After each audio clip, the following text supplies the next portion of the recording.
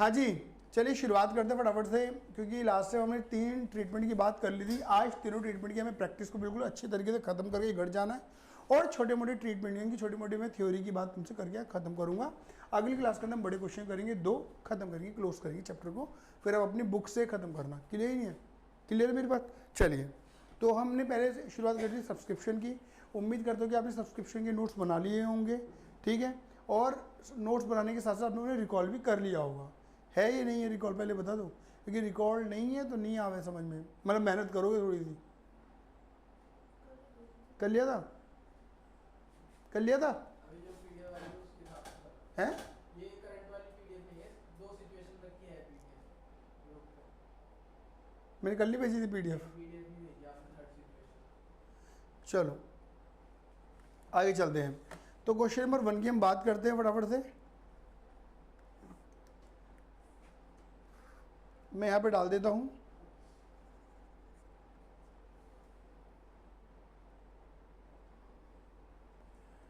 Treatment of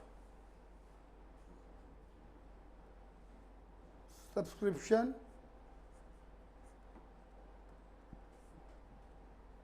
question number 1। ठीक है बेटा, देखो मैंने आपको एक बात बताई थी कि इसमें ट्रीटमेंट करने का सबसे बढ़िया तरीका ये है कि क्या बना डालो, अकाउंट। याद है? सब्सक्रिप्शन अकाउंट याद है या नहीं आया? अरे बोलो हाँ या ना। ये रहा, कॉपी एंड नीचे पेस्ट मारते हैं।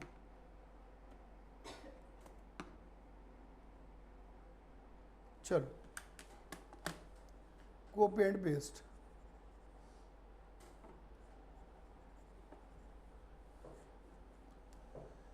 हाँ जी, देखो सबसे पहले ना क्वेश्चन को पढ़ते हैं। क्या लिखा है? How are the following item of subscription shown in the income and expenditure account for the year ending 31 March 19 and balance sheet as on 31 March 18। देखो ये कह रहे हैं कि इनकम एक्सपेंडिचर अकाउंट में कितना अमाउंट आप दिखाओगे और बैलेंस शीट में कितना अमाउंट दिखाओगे। अगर आप देखोगे बैलेंस शीट 2 डेट दे रखी है, 31 मार्च 18 एंड 31 मार्च 19। ये कौन सी बैलेंस शीट है? ओपनिंग, मतलब प्रीवियस ईयर वाली, क्योंकि प्रीवियस ईयर का क्लोजिंग डेट है, इस ईयर का ओपनिंग डेट है, और ये आपकी 19 वाली करेंट ईयर की बैलेंस शीट। मैं इनकम एक्सपेंडिचर या बैलेंस शीट बनाऊंगा नहीं, पहले बता रहा हूँ, वर्बली बताऊंगा तुम्हें। मैं मेन बताऊंगा तुम्हें सब्सक्रिप्शन अकाउंट जो मेन है। समझ गए? क्लियर ही नहीं है बेटा? सबसे पहले हम ये बात करेंगे कि हमें इनकम एक्सपेंडिचर को किस ईयर का बनाना है? 31 मार्च 19 का, यानी कि 31 मार्च ऑफ 19, या आप ऐसा कह लो कि 2019 और 20। बोलो हाँ ये ना, 2019 और 20 ये मेरा करंट ईयर है। हमें सबसे पहले ये पता, सही कह रहा है, गलत हो गई बेटा, सॉरी, मुझे माफ़ कर दो, मेरे मुंह से निकल गई। 2018 और 19 ये मेरा करंट ईयर है। बोलो हाँ ये ना। मतलब सबसे पहले दीदी हमें पता होना चाहिए कि मेरा करंट ईयर क्या है, क्योंकि इससे पहले वाला साल क्या होगा? प्रीवियस ईयर, और उसके बाद वाला साल क्या होगा? Succeeding year. मेरी बात क्लियर हो गई नहीं होगी? चलिए आगे बढ़ते हैं। यहाँ पे क्या लिखा है? Subscription receive during the year 31 March 19। ये कौन सा ईयर है? करंट ईयर में कितना सब्सक्रिप्शन आया? कितना आया बेटा? बोलो बराबर दे। 358,500। तो बेटा ये मैं यहाँ लिख दूँ 358,500। बोलो हाँ ये ना।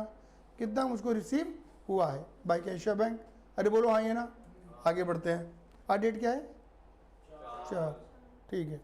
उसके बाद क्या लिखा है? Subscription outstanding 31 March 18। ये कौन सा ईयर है? Previous year, current year? Previous year. मुझे बताओ, प्रीवियस ईयर का क्लोजिंग, इस ईयर का ओपनिंग। क्या ईयर का ओपनिंग? आउटस्टैंडिंग। आउटस्टैंडिंग सब्सक्रिप्शन कहाँ था? यहाँ की तरफ। याद आया नहीं आया? क्योंकि आउटस्टैंडिंग सब्सक्रिप्शन का मतलब होता है ड्यू बट नॉट रिसीव, बनता है बट मिला नहीं है, तो एसेट बन गई। एसेट होती है डेबिट, जिसका नीचे डेबिट का, ओपनिंग बैलेंस भी डेबिट का। फिर क्या लिखा है मेरे बच्चों?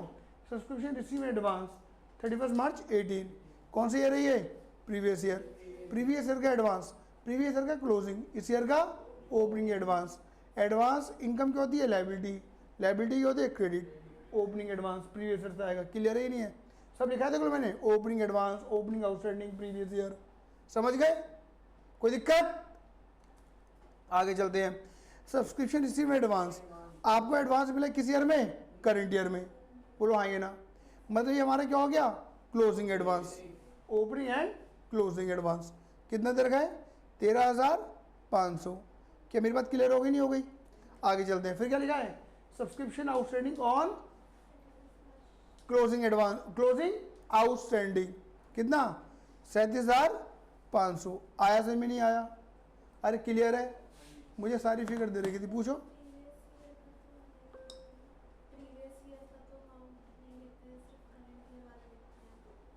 नहीं नहीं नहीं नहीं नहीं नहीं, आप ना दो कॉन्सेप्ट को मर्ज कर रही हो दीदी। मैंने बोला था कि प्रीवियस ईयर का हटाओ करे, मतलब मैंने बोला था कि जो इस ईयर का है उसे लगाओ और जो इस ईयर के न्यू से हटाओ, ये वाली बात बोली थी। बट मैंने प्लस और माइनस में बोली थी, या प्लस और माइनस नहीं कर। यहाँ हम क्या बना रहे हैं? अकाउंट। अकाउंट में मैंने ऐसे नहीं बोला, हाँ वो कॉन्सेप्ट प्लस माइनस में था। मैंने बोला था कि एवरग्रीन मेथड क्या है हमारा? अकाउंट बना लो, तुम कभी कंफ्यूजन नहीं होंगे क्या हटाओ क्या लगाओ। ऑटोमेटिकली जो हटना है वो ऑटोमेटिक हटेगा, जो लगना है वो ऑटोमेटिक लगेगा। देखो मैं तुम्हें बताता हूँ, तुम्हें अमाउंट कितना मिला है इस साल? 53,500। मुझे बताओ इसके साथ दो फिगर दिख रही है, एक ऊपर वाली एक नीचे वाली, और इसके अपोजिट में दो फिगर दिख रही हैं। बोलो आइए ना, जो साथ में है वो प्लस हो रही है ऑटोमेटिक, और जो साथ में नहीं है वो ऑटोमेटिक क्या हो रही है? इसका लॉजिक बताओ क्या है? ये इस ईयर की नहीं है, हट रही है, ये इस ईयर की है, लग रही है साथ में। आया समझ में नहीं आया? ये मैं कह रहा, तो तुम्हें अब हटाना लगाना सोचना नहीं है, ऑटोमेटिक काम चलेगा तुम्हारा। हाँ ये ना, डन है। बड़े आगे करो, प्लस माइनस क्या निकल कर आएगा? 3,75,000, 3,75,000। ये क्या निकल गया तुम्हारा? Balancing figure. क्या मेरी बात क्लियर हो गई नहीं हो गई? जल्दी बोलिए फटाफट, आइए ना। Balancing figure. अब देख लो, सुनो, यहाँ का डेबिट, यहाँ का डेबिट, इनकम एक्सपेंडिचर में क्रेडिट, और इनकम एक्सपेंडिचर क्रेडिट में क्या आती है? इनकम, और सब्सक्रिप्शन क्या होती है हमारी? इनकम। आया थी समझ में? चलो ओपनिंग दो, बीडी, बीडी समझ लो बैलेंस शीट वाला आइटम है। बीडी कौन सा आइटम है? बीडीसीडी बैलेंस शीट। ये ओपनिंग है तो ओपनिंग बैलेंस शीट। देखो प्रीवियस ईयर, प्रीवियस ईयर की क्लोजिंग, इस साल की ओपनिंग बैलेंस शीट, और ये सीडी है दिन की क्लोजिंग बैलेंस शीट। आया समझ में नहीं आया? ये ओपनिंग बैलेंस शीट में जाएगा और ये क्लोजिंग बैलेंस शीट में जाएगा। ये 31 मार्च 18 वाली बैलेंस शीट है और ये 31 मार्च 19 वाली बैलेंस शीट है। बताओ आउटस्टैंडिंग कहाँ जाएगा? एसेट में, और एडवांस का जाएगा लायबिलिटी में। ये तो मुझे बताना ही नहीं है ना, पता है ना क्यों? ठीक है, ये एडवांस है क्लोजिंग बैलेंस शीट की लायबिलिटी में, ये आउटस्टैंडिंग है तो क्लोजिंग बैलेंस शीट की एसेट में। दीदी क्लियर है मेरी बात? सर ये कहीं नहीं जाएगा, आपने ये भी डाल दी, ये भी बता दी, ये भी बता दी। बेटा ये तो ऑलरेडी गया हुआ है, कहाँ पर? क्योंकि जब पैसा आता है तो रिसीट एंड पेमेंट में डेबिट हो जाता है। ये ऑलरेडी आपको भेजना नहीं होता, भिजाया होता है। क्लियर ही नहीं है? क्लियर है? सर आपने एक बात नहीं बताई। मैंने कहा क्या बेटा बताओ? आपने सारी चीज़ें बोल दी, ये ब्रैकेट वाली चीज़ आपने इग्नोर मार दी। तो मुझे ब्रैकेट वाली चीज़ ऐसे देखनी थी ही नहीं, लेकिन फिर भी समझाने के लिए तुम्हें बोलूँगा। देखो क्या लिखा है, कह रहे जो आपका आउटस्टैंडिंग है ना 37,500, दिख रहा है? 37,500 कह रही 37,500 में इंक्लूडेड है, कितना इंक्लूडेड है? 12,500। किस ईयर का? 31 मार्च 18, प्रीवियस ईयर का। अब सुनना मेरी बातों को, सुनना, सुनो सुनो सुनो सुनो, बहुत इंपॉर्टेंट बात। इस 37,500 में 12,500 किस ईयर का है? तो बचा कितना? 25 है, 25 बचा। ये किस ईयर का है? करंट ईयर का। समझ गए? इसका मतलब समझो कहने के चाह रहा हूं, इसका मतलब ये है कि ये वो अमाउंट है जो पिछले साल मिलना चाहिए था, पिछले साल नहीं मिला, और इस ईयर भी नहीं मिला। मतलब कोई ऐसा, मान लो कोई मेंबर्स थे जिनको सब्सक्रिप्शन का मेंबरशिप फीस देनी थी, पिछले साल की तो दी ही नहीं, और वो पैसा इस साल भी नहीं दिया। आओ दीदी दीदी दीदी दीदी, ओ दीदी, ओ पिछले साल का पेंडिंग कितना था? 30,000। बोलो कोई गलत क्या हो रहा है यहाँ पर? मैं भाई पिछले साल का 30 पेंडिंग था, 30,000 रुपये वो अमाउंट थी जो पिछले साल मिलनी चाहिए थी, पिछले साल नहीं मिली। तो किस ईयर मिलनी चाहिए? इस ईयर। लेकिन इस ईयर में भी 30,000 में कितना नहीं मिला? 12,500 नहीं मिला। प्रीवियस ईयर का है ना, पिछला तो मिला ही नहीं, और 30,000 में 12,500 भी नहीं मिला इस साल। बोलो हाँ है ना? तो दीदी 30 में से 12,500 हटाओ, 17,500 मिल गए, वो इसके अंदर इंक्लूडेड होंगे। आया समझ में नहीं आया? आया? आ गया। अरे पढ़ना आया? ये तुम्हें सिर्फ समझा रहा हूँ मैं तुम्हें ऐसे कोई तीर वीर नहीं चलाने। तुम्हें समझ में आना चाहिए कि अच्छा पिछले साल का पेंडिंग 30,000 था, 30,000 पिछले साल नहीं मिला था, इस साल मिलना चाहिए था, इस साल भी खाली कितना मिला है 17,500, मतलब 12,500 अभी भी पेंडिंग है। पेंडिंग है तभी तो आउटस्टैंडिंग में आ रहा है। बोलो हाँ ये ना। अच्छा तुम्हें याद होगा मैंने तुम्हें नोट्स बनवाए थे सब्सक्रिप्शन की, याद है? मैंने तुम्हें सब्सक्रिप्शन के नोट्स बनवाए थे। तो देखो नोट्स के अंदर मैंने क्या लिखा था, पढ़ो यहाँ पर, total outstanding at the end of the year, कि कितना पेंडिंग है इस साल के एंड में, टोटल आउटस्टैंडिंग। अब आ जाओ, समझ में आया? मीनिंग बता रहा हूँ तुम्हें मैं, यहीं से तुम्हें क्लियर हो जाएगी। देखो ये देखो, ये वाली जो अमाउंट है ना, ये वाली अमाउंट, इसे बोलते हो तुम outstanding at the end of the year, and the end of the year, या आउटस्टैंडिंग एज एट 31 मार्च 19, मतलब करेंट ईयर के एंड में कितना पेंडिंग पड़ा है, टोटल पेंडिंग। दीदी क्लियर है? लेकिन दीदी दीदी ओ दीदी दीदी ओ दीदी दीदी,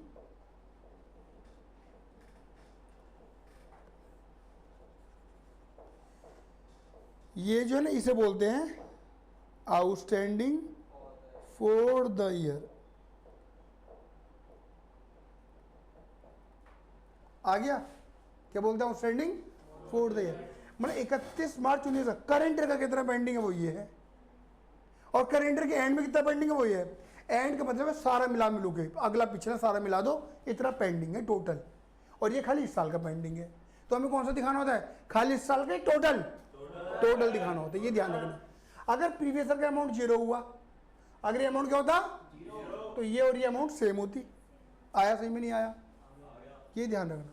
मैंने इसलिए वहाँ पर तुम्हें नोट्स में बकायदा लिखवाया था कि फॉर द ईयर में और eight the end of the year में अंतर होता है। हमें eight the end of the year दिखाना है, ना कि फॉर द ईयर दिखाना है। आया? क्लियर है? क्लियर है? बोल दो बेटा। चलो एक क्वेश्चन नंबर 2 भी कर देता हूँ तुम्हारे सामने।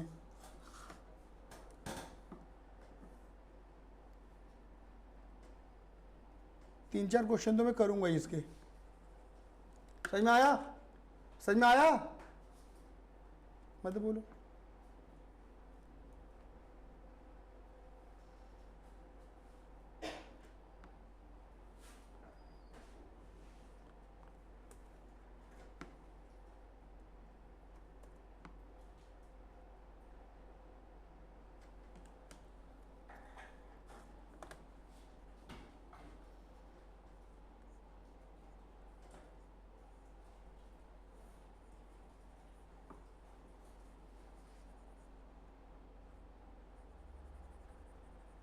डन?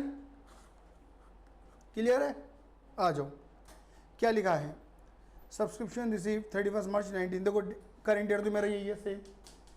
चलो देखो कह रहे हैं कि हमें सब्सक्रिप्शन रिसीव हुआ है। रिसीव कितना रिसीव हुआ है? कह रहे इस ईयर में, ये तो प्रीवियस ईयर का है ये, और ये आने वाले साल का है। मुझे इससे मतलब नहीं है, मुझे मतलब है रिसीव कितना हुआ है 89,200। मैं टोटल दिखाऊंगा, समझ गए? अच्छा पढ़ो, there was a 450 member each paying an annual subscription 200। बताओ मेंबर कितने हैं? आपको याद है मैंने एक चीज़ बताई थी आपको कि आपको मेंबर दे रखे हैं और हर बंदा कितना देता है 200 रुपया। कितना आ गया अमाउंट? 90,000। पैसा मिला हो न मिला हो, मेरा एक साल का 90,000 बनता है, मतलब मुझे डायरेक्ट अमाउंट मिल गई वही वाली। बोलो हाँ यार? सीधा अमाउंट निकाल सकते हो मल्टीप्लाई करके, मेंबर दे रखे हैं तो। क्लियर है? ये नहीं है? कह रहे 1800 रुपये, क्या लिखा? वर इन एरियर, यानी कि outstanding for the year previous year, current year है। प्रीवियस ईयर का क्लोजिंग इस साल का ओपनिंग एरियर, एरियर आउटस्टैंडिंग। आया? आया? आगे बढ़ो। क्या कह रहा है? Calculate the amount of subscription to be credited to income and expenditure account. चलो अब एक काम करते हैं, मुझे बताओ सारे बच्चों 89,200 में कितना अमाउंट प्रीवियस ईयर का है? 1600। कितना अमाउंट करंट ईयर का है 84,400 और आने वाले साल का सक्सीडिंग ईयर का 3200। बोलो हाँ ये ना, प्रीवियस ईयर का और ये सक्सीडिंग ईयर का। क्लियर ही नहीं है? अरे बोलो हाँ ये ना। अच्छा ये पैसा मतलब ये देखो एडवांस आया हुआ है ना, तो ये इस साल एडवांस आया ना, करंट ईयर में एडवांस आया ना, तो वो इधर निकाल दो, इधर की तरफ। और क्या कहीं पर भी पूरे क्वेश्चन बोला हुआ था 31 मार्च 18 में एडवांस आया? नहीं, क्योंकि 31 मार्च 18 यानी कि पिछले साल का क्लोजिंग, इस साल का ओपनिंग एडवांस बोला हुआ नहीं है, तो क्या मानोगे? 0। पिछले साल तो कोई एडवांस आया नहीं, वो बोला नहीं है, तो 0। बट इस साल एडवांस आया है, वो क्लोजिंग एडवांस निकाल दिया। अब आया सही में नहीं आया? जल्दी बोलो फटाफट आइए ना। जिस साल आया वो क्लोजिंग एडवांस कहलाएगा हमारा। क्लियर है ये नहीं है? मतलब जो आने वाले सालों का होगा। क्लोजिंग एडवांस का मतलब ये है, सुनो मैंने लिखो ये भी लिखवाया था, क्लोजिंग एडवांस का मतलब वो एडवांस जो साल का आने वाले सालों का है। तो जो आने वाले सालों का है वही तो क्लोजिंग एडवांस है। समझ गए? अब बताओ क्या मिसिंग है? ये इसे प्लस कर दो, इसे माइनस कर दो। मैंने ये तो समझाया था तुम्हें, कि भाई अकाउंट बनाने से खाली ये नहीं कि ये निकाल पाओगे, सब कुछ भी निकाल सकते हो तुम। इसे प्लस कर दो, इसे माइनस कर दो। 5,000। दीदी ये कौन सा आउटस्टैंडिंग है? Outstanding at the end of the year. Outstanding at the, चलो अब आ जाओ, वही वाला लॉजिक फिर दोबारा लगाते हैं। बताओ दीदी पिछले साल का कितना पेंडिंग था? मतलब ये वो पैसा है जो पिछले साल मिलना चाहिए था, पिछले साल नहीं मिला, इस साल मिलना चाहिए। बट इस साल भी खाली कितना मिला है? 1600 नहीं मिला। 900 कितना आया? 1600 मिल गया तभी तो रिसीव में है। 200 नहीं मिला, तो वो 200 ऑटोमेटिकली यहाँ आ गया होगा 5800 में। यानी कि 5800 में 200 रुपये तो किस बात के हैं, और 5600 किस बात के हैं? आया सही में नहीं आया? अरे क्लियर है? क्वेश्चन ऐसा आ जाएगा कि बेटा खाली outstanding at the end of the year बता दे, तो ये बोलना। बेटा आउटस्टैंडिंग फॉर द ईयर बता दे, तो ये बोलना। दोनों एक नहीं है। समझ गए? क्लियर है? अब ये opening balance sheet, closing balance sheet, income expenditure कर दोगे? चलो आ जाओ।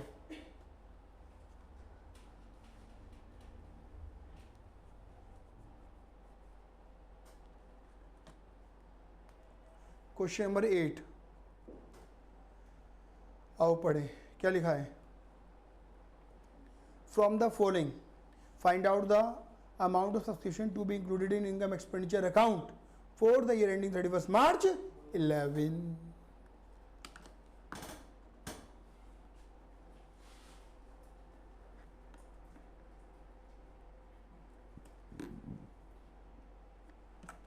क्वेश्चन नंबर 8 है ना ये? अरे बोल दो क्या ना हो?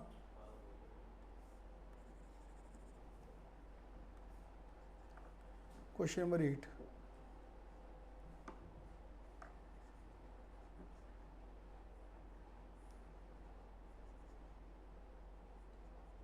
चलो शुरू करें। दीदी क्या लिखा है? अब जो हमारा ईयर है ना वो 31 मार्च 11 है। समझ गए मेरी बात? तो 31 मार्च 11 मेरा करंट ईयर है, 31 मार्च 10 मेरा प्रीवियस ईयर है, और 12 13 ये आने वाले साल है। क्लियर है ये नहीं है? आज क्या लिखा है? आपको सब्सक्रिप्शन क्या हुआ है? रिसीव। दीदी कितना रिसीव है? टोटल करो 35। तुम्हें टोटल दिखाना है रिसीव में 35। आ गया? चलो फिर क्या लिखा है? सब्सक्रिप्शन आउटस्टैंडिंग है एज एट 31 मार्च 10। पता प्रीवियस ईयर है करंट ईयर है? प्रीवियस ईयर है। कितना आउटस्टैंडिंग है? पिछले साल का क्लोजिंग, इस साल का ओपनिंग। आ गया? अब पढ़ो क्या लिखा है? आउट ऑफ विच कह रही 3500 में दे 500 वॉज कंसिडर टू बी, मतलब क्या लग रहा है? मिलने वाले। याद है मैंने बताया था, वो फॉर्मेट पूरा बनवाया मैंने आपको, पूरा बनवाया फॉर्मेट। 3500 में से 500 उम्मीद नहीं है, इस लाइक बैक डेट, मर गया तो जो पैसा मिलना नहीं तो उसे बाहर करूंगा नहीं करूंगा? ये डेबिट में पड़ा है, क्या कर दूं? क्रेडिट। यहाँ से दीदी पता क्या करूँगा मैं बाहर कर दूंगा, इनकम एक्सपेंडिचर में दिखा दूंगा और यहाँ बोल दूंगा irrecoverable amount,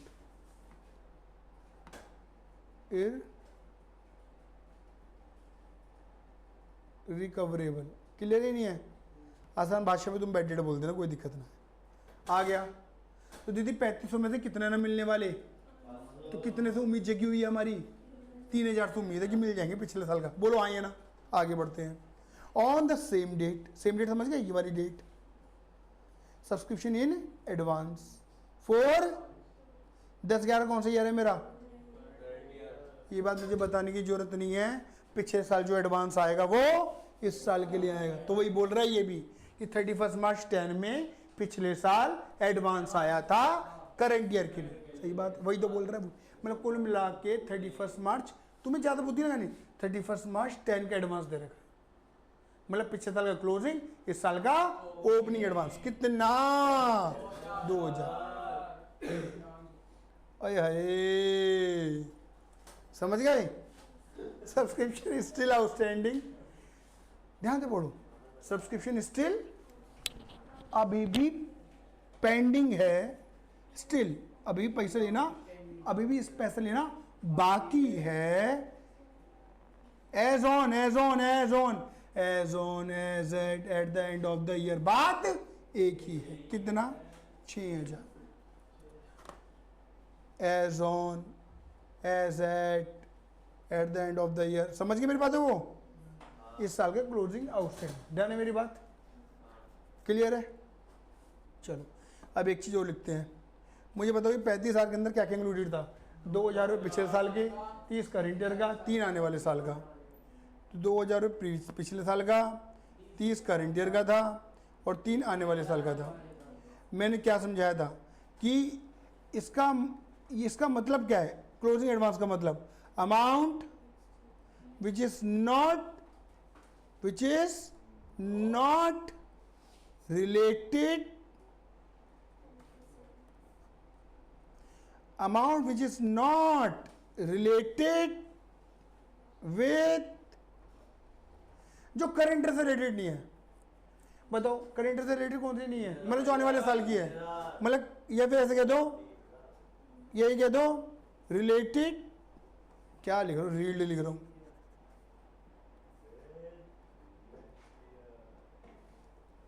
related with, next year में लिखना सक्सीडिंग ईयर्स लिखो।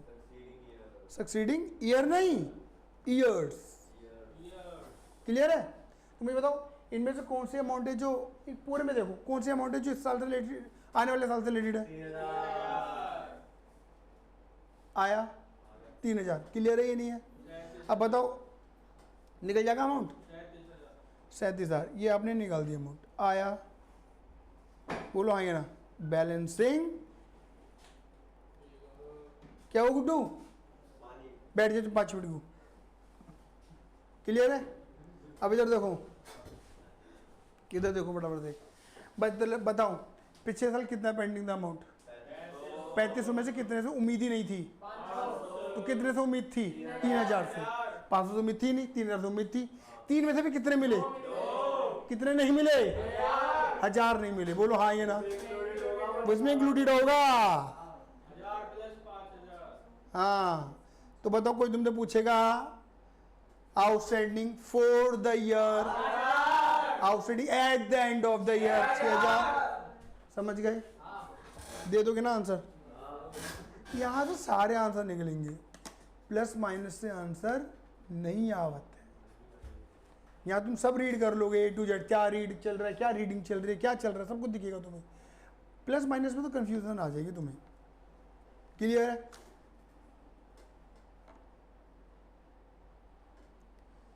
चलो एक क्वेश्चन नंबर 7 भी कर देता हूं।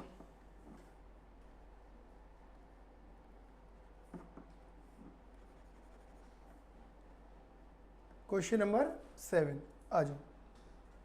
क्या लिखा क्वेश्चन नंबर 7 में? From the following particular calculate the amount of subscription to be credited to income and expenditure account for the year ending 31 March 90। For the 31 March 90। Clear ही नहीं है? टोटल आपका अमाउंट कितना पेंडिंग है, clear है ये नहीं है, ये आपको डिटेल दे रखी है, कोई दिक्कत? ट्राई करोगे एक बार ये वाला क्वेश्चन? चलो ये वाला ट्राई करो, ट्राई करो। लो पहले आप क्या करो, मैं तुम्हें फॉर्मेट दिखा दूँ। पहले सारे बच्चे क्या करो, फॉर्मेट बना लो, पिंक पिंक वाला पोर्शन लिख लो, खाली देख देख के लिख लो, कोई दिक्कत नहीं है। अपने आप से लिखोगे तो और ज़्यादा बेटर है, लेकिन ध्यान रखना आपके पास सिर्फ 5 मिनट है, उसके बाद नया कॉन्सेप्ट शुरू हो जाएगा। बचे हुए क्वेश्चन आपको करने हैं, अगली क्लास में डाउट लेने हैं।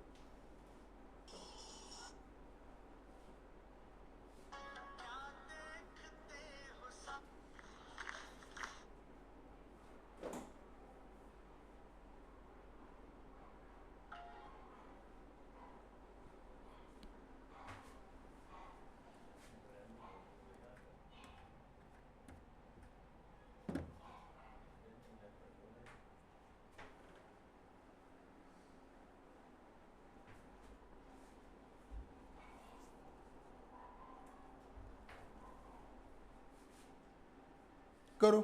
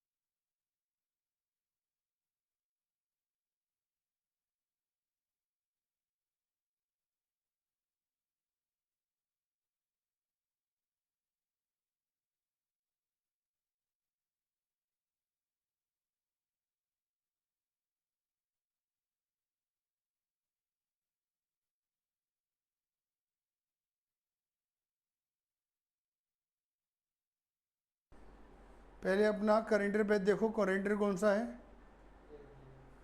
फिर उसके अकॉर्डिंग प्रीवियस से सक्सीडिंग करके पता लग जाएगा। आ गया भैया।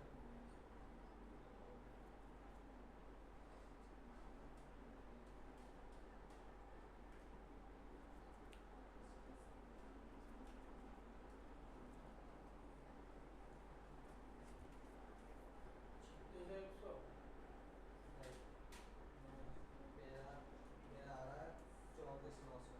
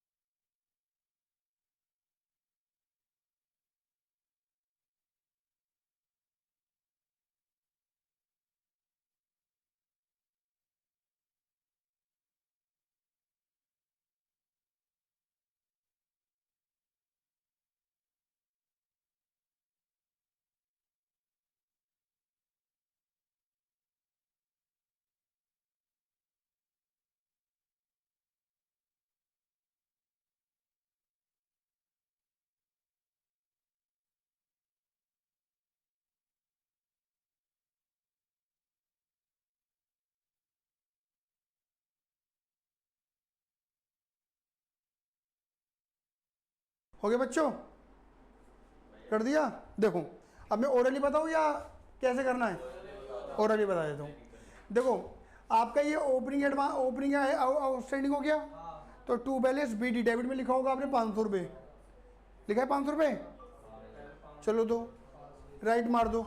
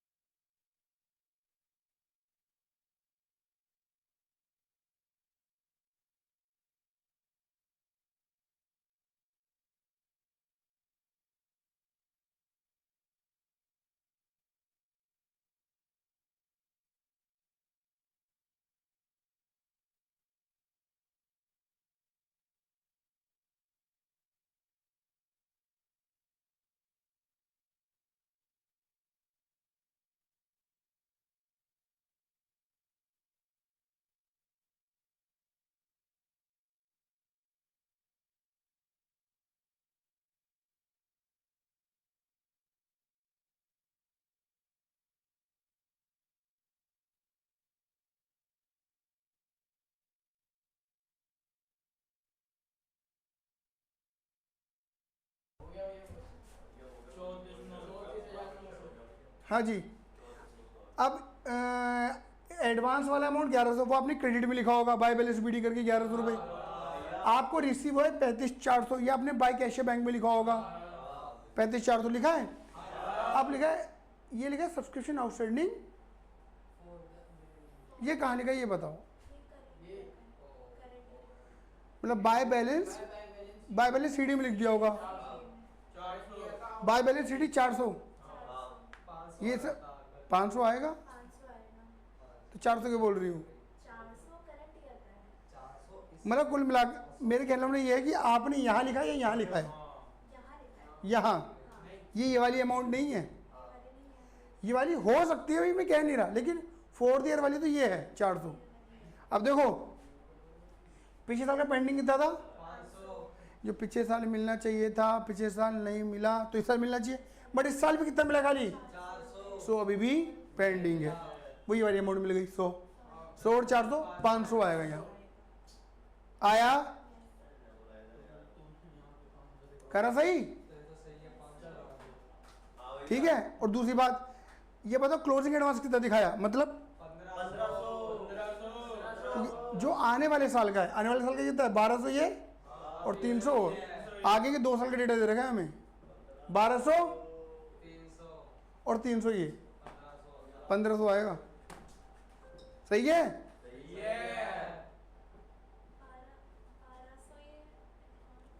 1200 दीजिए 31 मार्च 20 का है और 300 रुपये 21 का उसका आगे का है, और ये अमाउंट तो साल की नहीं है ना। 34,800 34,800 आएगा, लग तो ना रहा।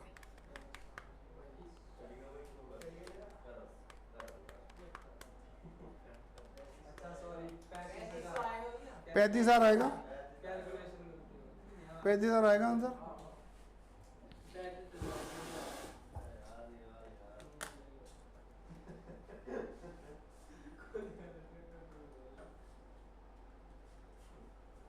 क्लियर है?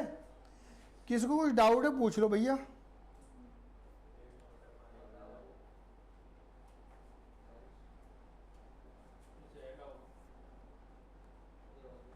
बोल। नहीं,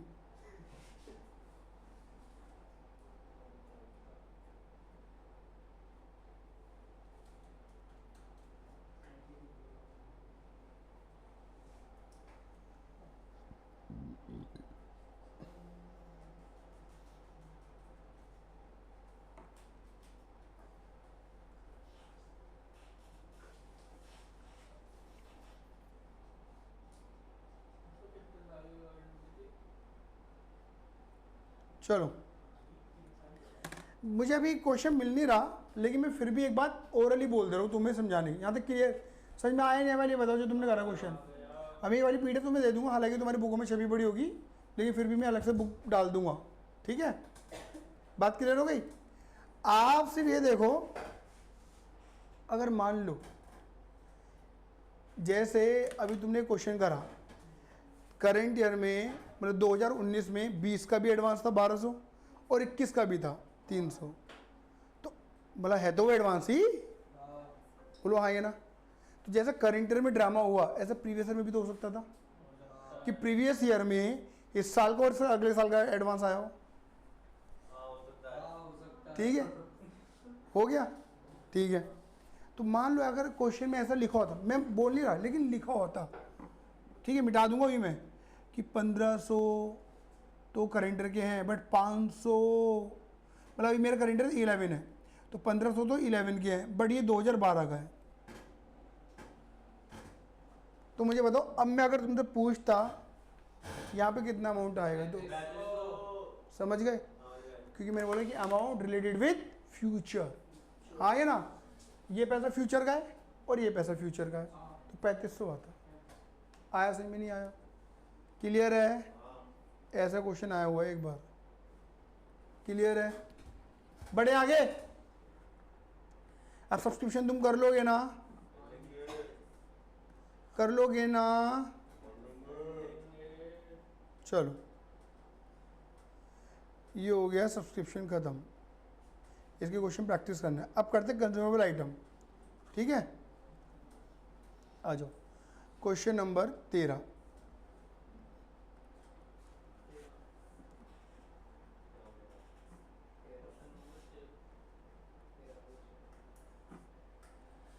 जल या पानी?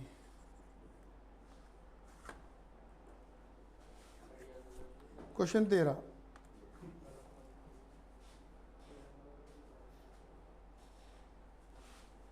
क्या लिखा है?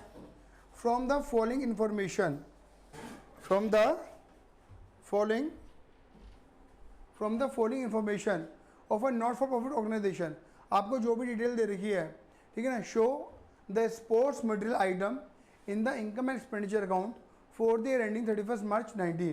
कह रहे हैं कि स्पोर्ट्स मटेरियल आपको दिखाना है इनकम एक्सपेंडिचर का 31 मई 2019 का, and balance sheet as at 31 March 18 and 31 March 19। बात क्लियर होगी नहीं होगी? मतलब वही बताना है कि आपको आप स्पोर्ट्स मटेरियल कितना इनकम एक्सपेंडिचर दिखाओगे, कितना बैलेंस शीट में आप दिखाओगे। देखो एक बात मैं आपको बता दूँ, मैंने आपको ना शायद हिंट नहीं बताया था कि सर हमें कैसे पता चलेगा कि हमें फलाना चीज़ पर ट्रीटमेंट देना है, किसका? कंज्यूमेबल आइटम वाला, हाँ है ना। तो ये ध्यान रखना कि जब तुम्हें receipt income and expenditure account मिलता है, sorry receipt and payment account मिलता है, रिसिप्ट एंड पेमेंट अकाउंट की पेमेंट साइड में पेमेंट इनकी खर्चे दे रखे होते हैं। अगर तुम्हें किसी भी खर्चे का, बोलो अगर किसी भी खर्चे का ओपनिंग बैलेंस, ओपनिंग स्टॉक या क्लोजिंग स्टॉक या दोनों दे रखे, बोलो किसी भी खर्चे का क्या दे रखा है दीदी? ओपनिंग स्टॉक या क्लोजिंग स्टॉक या दोनों दे रखे हैं, तो समझ जाना तुम्हें क्या करना है, कंज्यूमेबल आइटम का ट्रीटमेंट अप्लाई करना है। समझ गए? आज दीदी कहानी की शुरुआत करते हैं। कहानी की शुरुआत में क्या लिखा है आपको? 31 मार्च 18, बताओ कौन सा ईयर है? Previous year, current year? और वो क्या तुम्हारा करंट ईयर, मतलब प्रीवियस ईयर का क्लोजिंग साल का ये ओपनिंग डेटा और वो है क्लोजिंग डेटा। ये बात डाइजेस्ट कर पा रहे हो? बहुत बढ़िया। Stock of sports material, sports material का ओपनिंग क्लोजिंग दे रखा है, क्रेडिटर का ओपनिंग क्लोजिंग दे रखा है। एडवांस ऑफ सप्लायर, सप्लायर कौन होता है? क्रेडिटर। मैंने आपको बताया था कि क्रेडिटर लायबिलिटी होता है नॉर्मली, बट एसेट भी हो सकता है अगर हमने उसके अंदर रखा है एडवांस। और मैंने बोला था बकायदा जब तक एडवांस ना बोले एडवांस की डिटेल क्या मानना, जीरो। एडवांस देगा तो लिखना, नहीं तो मत लिखना। क्रेडिटर का बाय डिफॉल्ट नेचर क्या होता है, लायबिलिटी वाला, बाय डिफॉल्ट नेचर एसेट वाला नहीं होता। आया समझ में, नहीं आया? क्या मैं आगे बढ़ूं? क्या लिखा है, फिर लिखा है payment to supplier for sports material during 1,02,000। कह रहे मैंने सप्लायर को 1,02,000 रुपये पे करे हैं, there was no cash purchase made. कह रहे मैंने कोई कैश परचेज करी नहीं है। समझ गए? क्लियर है? आ जाओ कहानी की शुरुआत करें। यहाँ पे क्या लिखेंगे,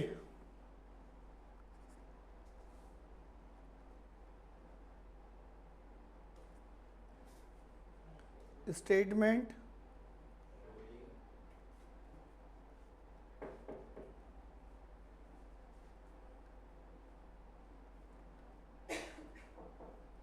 sports material consumed.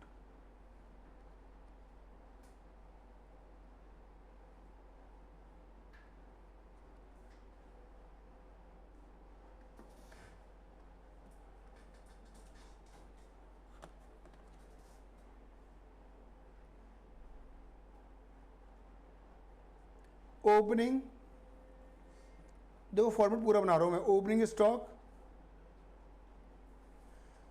Plus purchases, चाहे वो कैश परचेज हो चाहे वो क्रेडिट परचेज हो,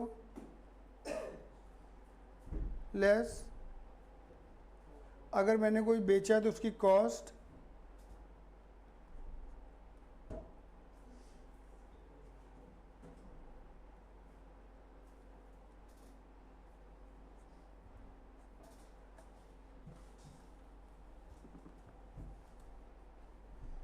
हाँ जी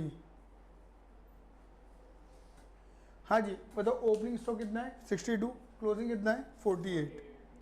तो दीदी मैंने कितना लगा दिया ये 62, और दीदी कितना लगा दिया मैंने ये 48। बात क्लियर हो गई? All done, all done. चलो आप क्या बनाएंगे, क्रेडिटर अकाउंट या सप्लायर अकाउंट?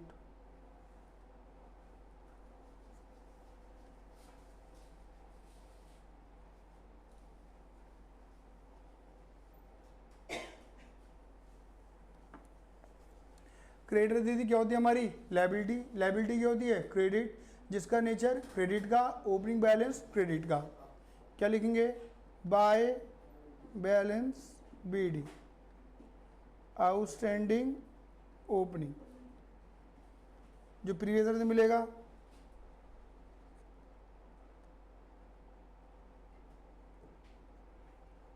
आउटस्टैंडिंग क्लोजिंग, जो करेंट ईयर का होगा,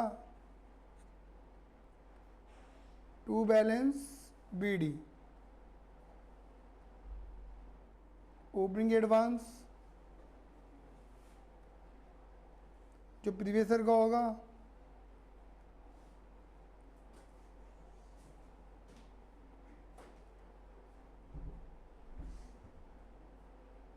और अगर एडवांस दे रखा है तो क्लोजिंग एडवांस।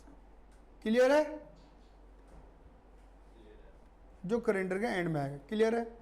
अगर तुम क्रेडिटर को पेमेंट करोगे तो लायबिलिटी खत्म हो जाती है, लायबिलिटी होती है क्रेडिट, खत्म होने कर देंगे डेबिट टू कैश या बैंक। इसकी इन्फॉर्मेशन पेमेंट की कहाँ मिलेगी, रिसिप्ट एंड पेमेंट से। यहाँ पे हमारी पता लग जाएगा भैया हमने कितना माल उधारी में परचेज किया है। Done done. बताइए क्रेडिटर का ओपनिंग क्लोजिंग कितना है, 98 और 72, आउटस्टैंडिंग 98 और 72, एडवांस ओपनिंग कितना है 11 और 19, ओपनिंग एडवांस क्लोजिंग एडवांस। कोई दिक्कत है यहाँ तक बताओ? नीचे लिखा हुआ है आपने कितनी पेमेंट करी क्रेडिटर को, 1,02,000 पेमेंट दे रही है ऑलरेडी, ये रही। क्या दीदी ये नहीं आ जाएगा, आ जाएगा?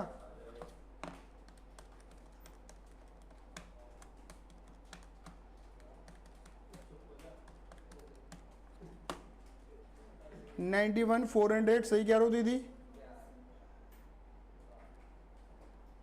हाँ, इसे दीदी उठा के ऊपर पटक दूँ। कैश परचेस जीरो बोली है, ये 91,400 है। सेल की कोई इन्फॉर्मेशन नहीं है।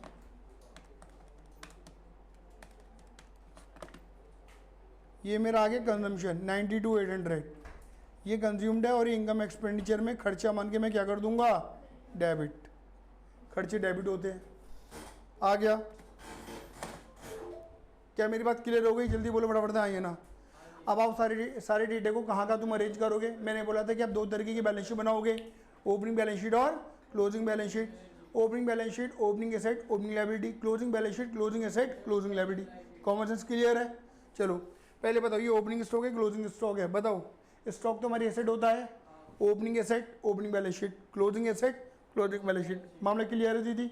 फिर यहाँ आ जाओ इनकम एक्सपेंडिचर में, या ये डेबिट होएगा, इनकम एक्सपेंडिचर जो बनाओगे खर्चा मान के डेबिट कर दोगे, क्योंकि जितना हम कंज्यूम करते हैं वही हमारा खर्चा है। फिर देखो तुमने अकाउंट बना रखा है क्रेडिटर का, मैंने क्या बताया था, BD क्या होता है, ओपनिंग, CD क्या हो गया, closing. Opening balance sheet closing balance sheet. बताओ क्रेडिटर क्या है? क्रेडिटर होती है लायबिलिटी, लायबिलिटी होती है credit. Opening liability opening balance sheet, हाँ है ना। और एडवांस टू क्रेडिटर क्या होती है, asset, opening asset opening balance sheet. अच्छा, अभी हो गया outstanding, closing liability closing balance sheet, closing asset closing balance sheet. आया समझ में? नहीं आया? कोई दिक्कत तो नहीं है? तो ये ध्यान रखना कि आपको अमाउंट उठा के समझे कि डालनी है कि कौन सी एसेट ओल्ड में, मतलब कौन सी ओपनिंग बैलेंस शीट है, कौन सी क्लोजिंग बैलेंस शीट है। अच्छा, ये डालना बहुत आसान है, पता है क्यों?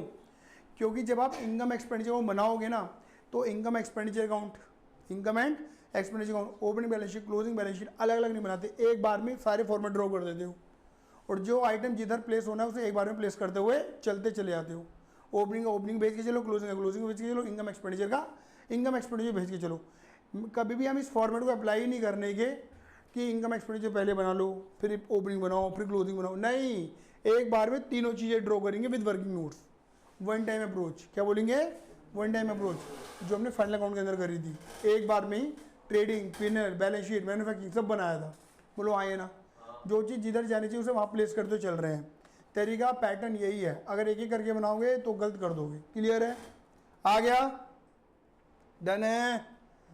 चलो अभी वाला क्वेश्चन करके दिखाता हूँ। क्वेश्चन नंबर 14,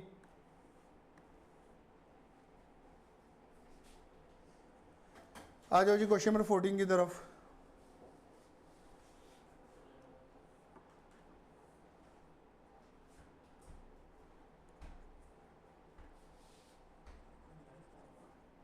क्वेश्चन नंबर 14 क्या लिखा है? क्वेश्चन नंबर 14 में पढ़ो। How are the following dealt with while preparing final account for of a sports club for the year ending 31 March 31 March 2019 में कितना डेट है? अगर आप देखोगे तो तुम्हें रिसिप्ट एंड पेमेंट का क्या दे रखा है, एक मतलब एक छोटा सा नमूना बना के दे रखा है आपको। देखो ये कौन सी डेट हो गया, ओपनिंग दीदी, ये कौन सी डेट हो गई दीदी, closing, opening closing, sports material का ओपनिंग क्लोजिंग और क्रिएटर का ओपनिंग क्लोजिंग। क्या एडवांस की इन्फॉर्मेशन थी? हैं? नहीं दी। तो मैंने आपको पहले ही बोला था इन्फॉर्मेशन है तो यूज़ करेंगे, नहीं तो अपने आप से बनाने मत बैठ जाना इन्फॉर्मेशन को। सर अपने आप से कैसे बनाएंगे? नहीं तुम बच्चे हो, तुम बना लेते हो।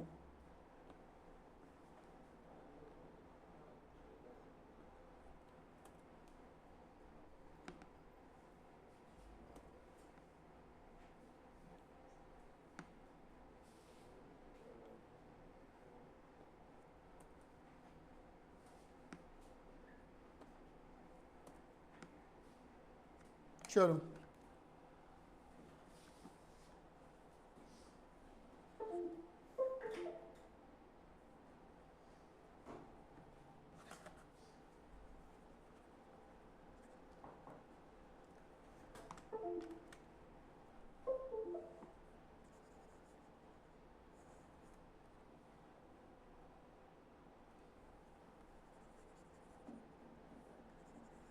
चलो भैया, अब देखो आपको स्पोर्ट्स मेडल का ओपनिंग क्लोजिंग कितना है, 20 और 25, तो दीदी 20 तो इधर आ जाएगा ओपनिंग, सही कह रहे हो यशिका दीदी, और क्लोजिंग कितना आ जाएगा यहाँ की तरफ। क्लियर है, आगे बढ़ते हैं। फिर दीदी आपको दर क्रेडिटर का ओपनिंग क्लोजिंग। अब मुझे बताओ 7 और 15, मुझे बताओ जो क्रेडिटर का ओपनिंग क्लोजिंग है वो ये वाला है, ये वाला है। पहले वाला क्रेडिट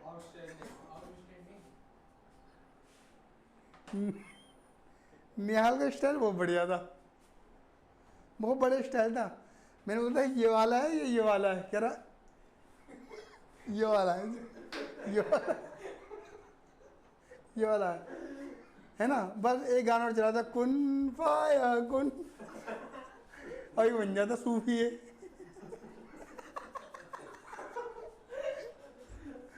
भाई बताओ लाइबिलिटी वाला या एसेट वाला, ये बताओ ना लाइबिलिटी वाला है कौन सा। ठीक है ये वाला, ठीक है ये वाला है। क्लियर है, एडवांस नहीं बोला ना ये 0 हो जाएगा। दीदी कितना था, 7 और 15, 7 और 15। चलो आराम से चलना। देखो स्ट्रीट पेमेंट से समझाता हूँ तुम्हें मैं। अगर तुम पेमेंट में देखोगे ना आराम से समझना, पेमेंट में देखना आराम से। पेमेंट के लिए क्रेडिटर को पेमेंट करिए और क्या लिखा है, कैश परचेज। चलो तो ये तो क्रेडिटर अकाउंट में जाएगी और ये कैश परचेज है 10,000 का। तो मुझे बताओ फटाफट से, क्रेडिटर को पेमेंट कितनी है, 61 है ना, और जो कैश परचेज है वो तो यहीं आएगी। दीदी क्लियर है कि मैंने कैश में तो इतना माल परचेज करा है और क्रेडिटर को मैंने पेमेंट इतनी करी है। बोलो हाँ ये ना। एक बात बोलूँ, बहुत बच्चे कंफ्यूज होते हैं इन चीज़ों को लेके कि सर अगर मान लो कि अगर खाली यहाँ पे, क्योंकि कई क्वेश्चन ऐसे होंगे जहाँ पर तुम्हें खाली ये दे रखा होगा स्पोर्ट्स मटेरियल ओनली, सिर्फ ऐसे मान लो खाली ये दे रखा है, क्या दे रखा है, स्पोर्ट्स मटेरियल। क्लियर है, मतलब बाय स्पोर्ट्स मटेरियल लिखा हुआ है खाली और 61,000 लिखा हुआ है। क्या लिखा है, बाय, और क्या लिखा है खाली।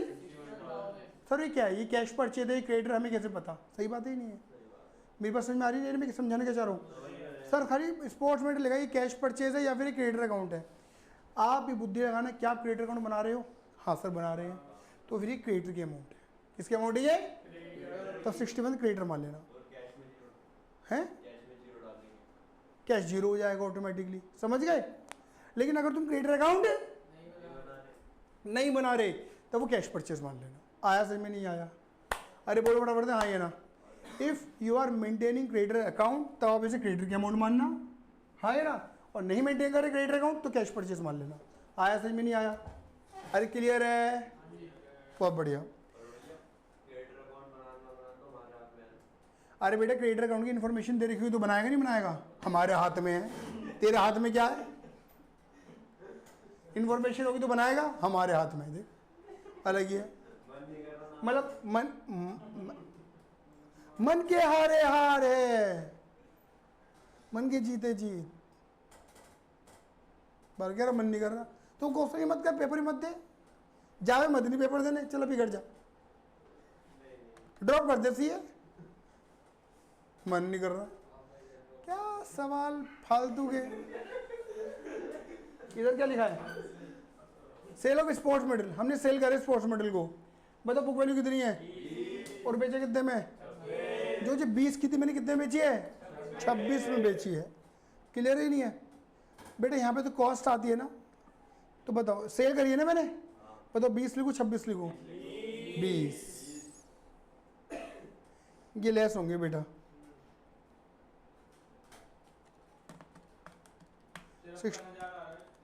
53,000 आ गई तो पता नहीं क्या बोल रहा है, अरे यार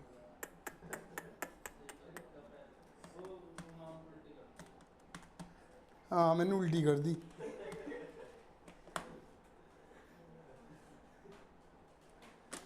आ गया, क्लियर है।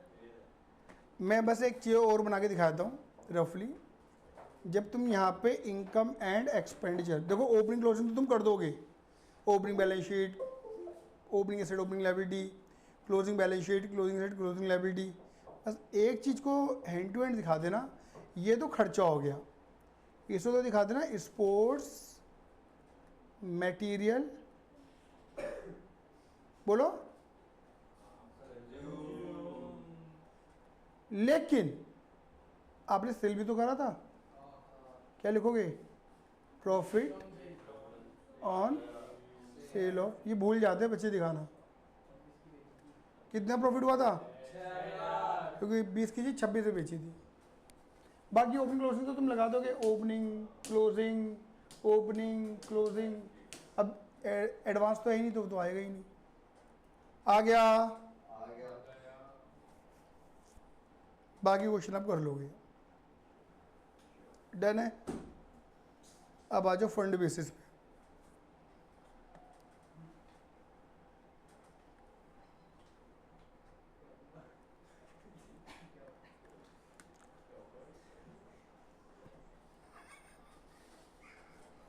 गैस चढ़ गई है। ये तो गैस चढ़ गई दिमाग में, गैस चढ़ गई बेटा, पानी फेंको उस पर।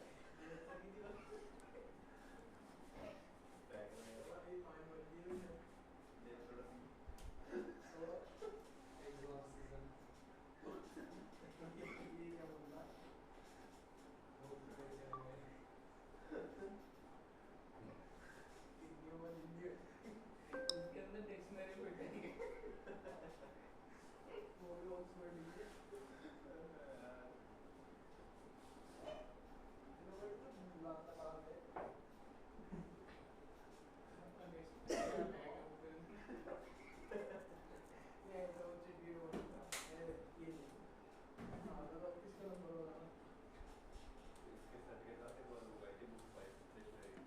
चलो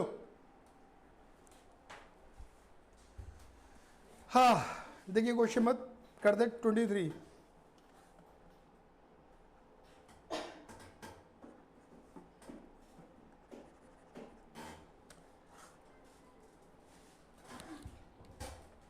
question number 23, fund based accounting. और मैंने आपको क्या बोला था कि सारे फंड बेस्ड अकाउंटिंग का ट्रीटमेंट कहाँ पर होता है मेरे बच्चों? बैलेंस शीट के अंदर, क्योंकि सारे फंड्स क्या होते हैं? लायबिलिटी का पार्ट होते हैं। बताया था मैंने आपको ये वाली बात। शुरू करें? चलो, इसके बाद 5 मिनट का ब्रेक लेंगे, फिर सिलसिले को आगे बढ़ाएंगे, ठीक है?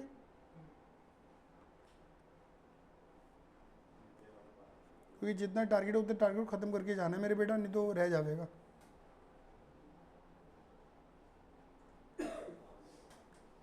ठीक है, देखो मुझे बताओ सबसे पहले आपको 23 में क्या दे रखा है? मैच फंड कितने रुपए का दे रखा है? 1 लाख रुपए का। सही है? साथ दो बेटा थोड़ा सा, कैसे सुस्त पड़ गए। मैच फंड कितना है? 1 लाख रुपए का। चलो, आपको मैच एक्सपेंस दे रखे हैं, ये खर्चे इनकम एक्सपेंडिचर में जाएंगे, फंड से माइनस होंगे। तो मैंने आपको समझाया था कि जितने भी फंड के खर्चे होते हैं फंड में से माइनस होते हैं, फंड की इनकम फंड में ही ऐड होती है। तो फंड के खर्चे फंड से क्या कर दो? माइनस। कितने हैं? 35। फिर क्या दे रखा है? Investment of match fund. बोलो हाँ ये ना, मैच फंड इन्वेस्टमेंट। मैंने आपको क्या बताया था कि पैसा अपने पास रख के बाहर ब्लॉक कर रखा है। कितने रुपया कर रखा है? 60। तो ये अंडरस्टैंडिंग आपको समझ में आ रही होगी कि अच्छा 1 लाख में से 60 तो बाहर, अपने कंट्रोल में कितने हैं? 40। याद आ रहा है? Interest on match fund invest. अब मैंने इन्वेस्टमेंट करी तो उसके ऊपर मुझे क्या मिला? इंटरेस्ट, इनकम मिली। अब ये इनकम क्या होनी चाहिए? इनकम एक्सपेंडिचर में नहीं, फंड की इनकम है, फंड में ऐड। बोलो हाँ ये ना, interest on match fund investment. कितने रुपए की इनकम है? 3000। कहानी क्लियर है या नहीं है? बस, अरे बोलो हाँ ये ना। सर एक चीज हो रह गई, क्या है? Price paid. क्या करूं? कहाँ से? यहाँ से नहीं, वो नीचे आएगा। कहाँ आएगा नीचे?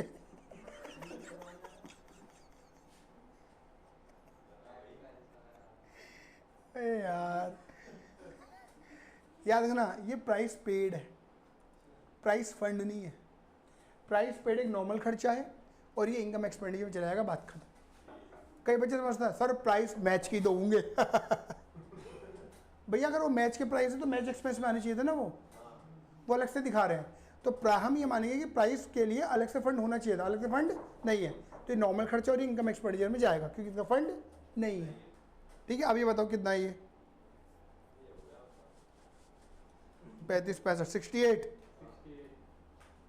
और मैंने एक बात और बोली थी, याद हो तो, फंड जो है वो या तो इन्वेस्टमेंट के बराबर होगा या ज़्यादा होगा। अभी क्या ज़्यादा है ना, सही है। कम नहीं होना चाहिए, ये बताया था नियम मैंने, याद आया? क्लियर है? ऊपर वाला देखो तुम्हें समझ में आ ही रहा होगा, टूर्नामेंट फंड, टूर्नामेंट खर्चे, टूर्नामेंट का इनकम कर दोगे। इसके नीचे वाला भी आसान है, इसके नीचे वाला भी आसान है। देखो बता रहा हूँ, match fund investment, match fund bank balance, ये दोनों कहेंगे बैलेंस शीट की एसेट में।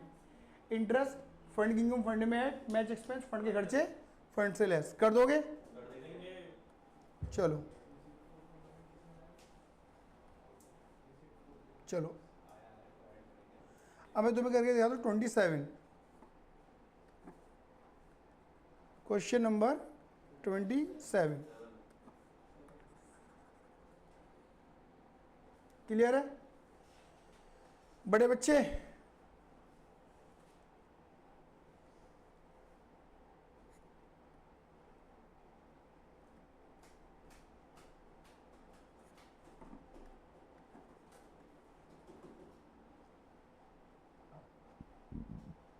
चलो 27 मैच फंड दे रखा है आपको 27 कर रहा हूं मैं।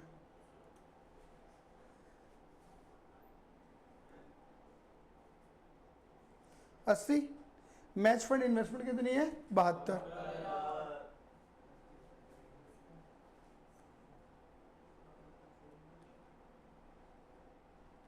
कितना मैच फंड इन्वेस्टमेंट 72, डन है। उसके बाद कितना है interest accrued on match fund investment, लिखा है interest on match fund investment, और ब्रैकेट में क्या लिखा है अंतर समझो, यही मेन है। देखो आपको ये बात पता है ना कि हम अकाउंट में डबल एंट्री पे ही काम करते हैं, बोलो हाँ ये ना, ये वाली बात आपको पता है कि अकाउंट में हम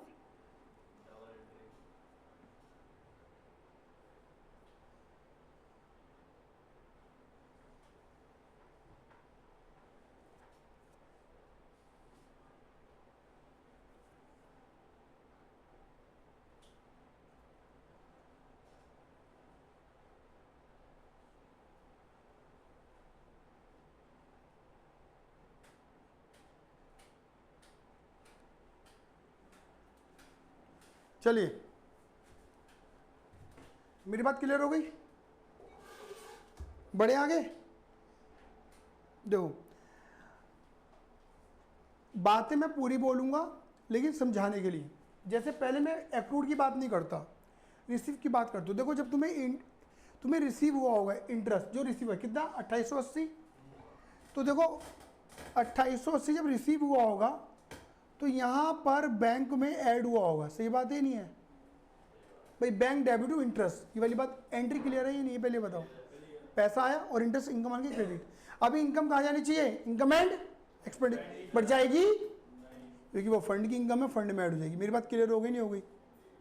अरे बोलो हाँ ये ना, दीदी क्लियर है ये नहीं पहले बताओ सारे बच्चों। 2880 यहाँ भी प्लस होंगे, 2880 यहाँ भी प्लस हुए होंगे, क्लियर है ही नहीं है?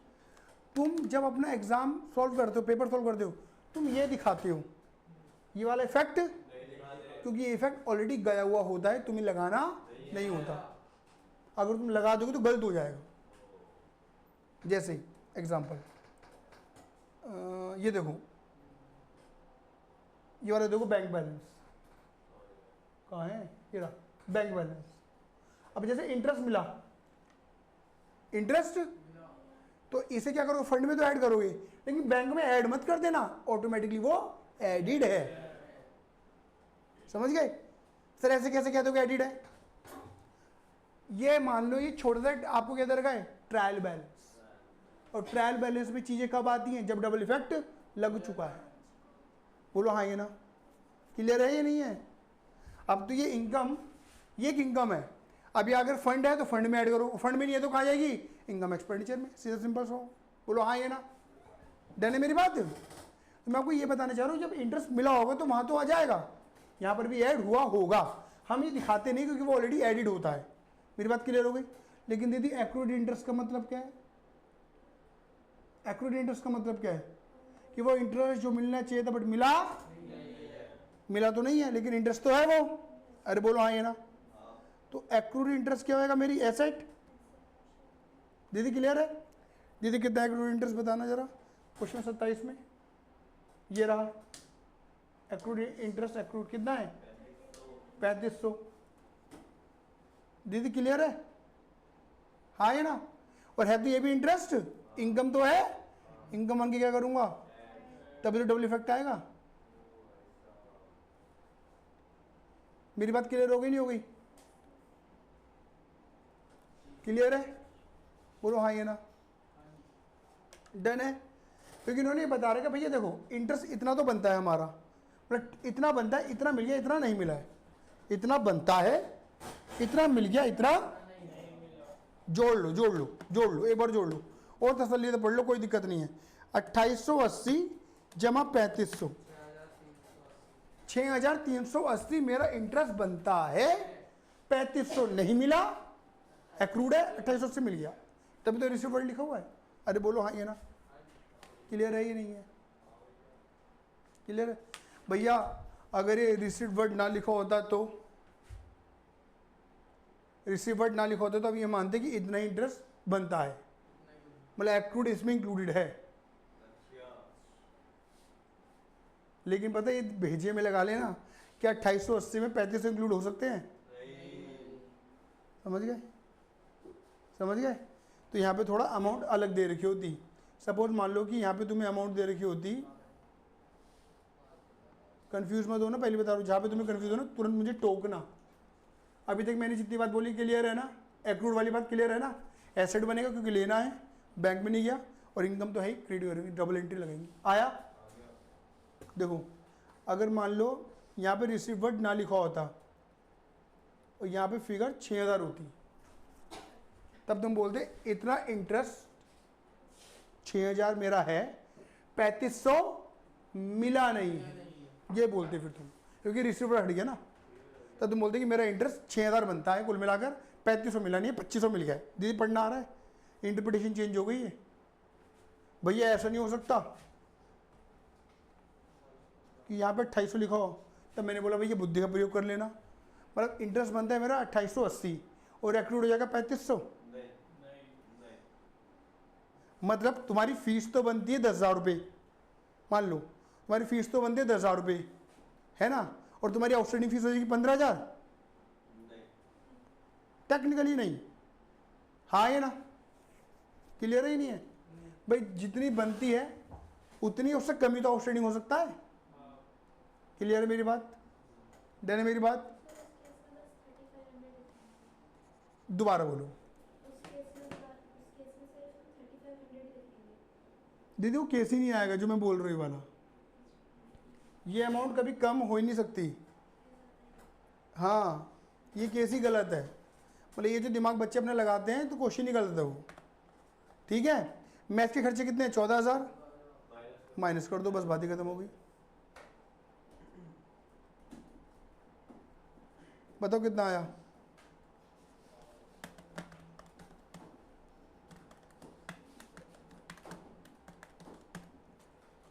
सेवन 72380 आया? क्लियर है? डन? क्लियर है? हाँ 28 इजी है, अब मैं ये वाला कर देता हूँ 29।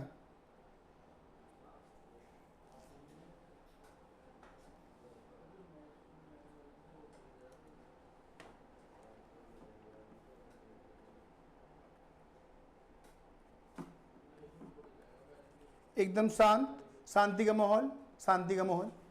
हाँ देखो ये वाला जो क्वेश्चन है कैपिटल नेचर का फंड है, और मैंने आपको बताया था कैपिटल नेचर के फंड कौन से होते हैं? जिसके अंदर क्या क्रिएशन होती है? एसेट्स क्रिएशन होती है। बस मैंने जैसे जैसे बोला था वैसे वैसे करता चला जाऊंगा। देखो जैसे आपको दे रखा है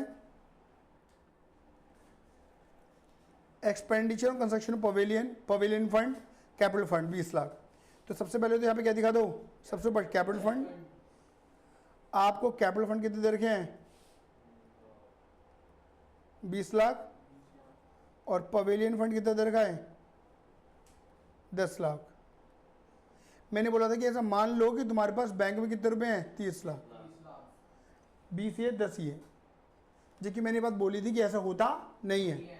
लायबिलिटी का इफेक्ट किसी न किसी एसेट पे पड़ा हुआ होता है, बैंक पे ही होगा ऐसा ज़रूरी नहीं है, पर हम समझने के लिए मान रहे हैं कि मान लो कि इन लायबिलिटी का इफेक्ट कहाँ पड़ा हुआ है, बैंक में। क्लियर है? चलो अब क्या हुआ, डोनेशन मिली, तो जब डोनेशन आएगी पवेलियन के लिए तो पवेलियन फंड, मतलब पवेलियन फंड की इनकम फंड में ऐड कितने रुपए, 5 लाख, और बैंक के अंदर ही पैसा 5 लाख ऐड हो जाएगा। दीदी क्लियर है? दीदी जब खर्चा करेंगे तो क्या होगा, कंस्ट्रक्शन कराया माइनस करेंगे 6 लाख रुपए, फंड का खर्चा फंड से लेस, और बैंक से भी क्या हो जाएगा, माइनस। खर्चे की डबल एंट्री लग रही है, लेकिन इस खर्चे से क्या पैदा होगा, एक एसेट पैदा हो जाएगी जिसे हम बोलते हैं पवेलियन अंडर कंस्ट्रक्शन। कितना जितना खर्चा करा, बोलो हाँ या ना। अब तुमने इसका तो इफेक्ट दिखा दिया 6 का, बट इसका इफेक्ट दूसरा इफेक्ट नहीं दिखाया, तो वो क्या करोगे, यहाँ ऐड कर देना, किस नाम से, पवेलियन फंड के नाम से ऐड कर देना। आप ऐसा समझो कि आपका जो स्पेसिफिक फंड है वो एक जनरल फंड मतलब कैपिटल फंड में कन्वर्ट हो जाता है। तो ये तुम्हारा कितना आ जाएगा, 26 लाख, ये तुम्हारा हो जाएगा 9 लाख, हो गए 35 लाख। और देखो ये भी तुम्हारा 35 लाख ही निकल कर आएगा, करके देख लो, है ना भाई। ये ध्यान रखना, जो ये वाला पोर्शन है ना, ये वाला, ये तुम कभी शो नहीं करते, नॉट टू शो, आप खाली ये दिखाते हो। मैच फंड बैंक बैलेंस में दिखाना ना, match fund bank balance, match fund bank balance वो तो एसेट में आता है, अगर दे रखा कुछ में दिखाओगे। क्लियर है? आ गया? अब देखो, एक तो ये वाले क्वेश्चन तुम्हें करने हैं और ये 3 क्वेश्चन करके लाने तुम्हें घर से। इसके अंदर मैं पहले बता रहा हूँ, क्वेश्चन में 30, 31 और 32, इसमें तुम्हें रिसिप्ट एंड पेमेंट अकाउंट बनाना है। रिसिप्ट एंड पेमेंट का मतलब debit vote comes in, credit vote goes out, और कुछ नहीं है। पैसा आ रहा है डेबिट करना, पैसे जा रहा है क्रेडिट करना। जैसे ही ओपनिंग बैलेंस है कैश का, टू बैलेंस बीडी, आ रहा है तो डेबिट, जा रहा है तो क्रेडिट, सीडी निकाल देना। आया समझ नहीं आया? बस इतना रूल लगाना है। और फॉर्मेट तुम्हें पता है, receipt and payment account for the ending पर, है ना, डेबिट में receipt amount, payment amount, format पता है ना, आना डेबिट जाना क्रेडिट, सीडी बीडी कर देना। बस क्लियर है ही नहीं है? कर दोगे? तो 30, 31 और 32 तुम्हें करना, मैं नहीं करके दिखाऊंगा ये वाले क्वेश्चन, और बाकी ट्रीटमेंट के क्वेश्चन आपने करने हैं। अब आते हैं छोटी मोटी चर्चा। यो मैन, छोरा नाश्ता हुआ,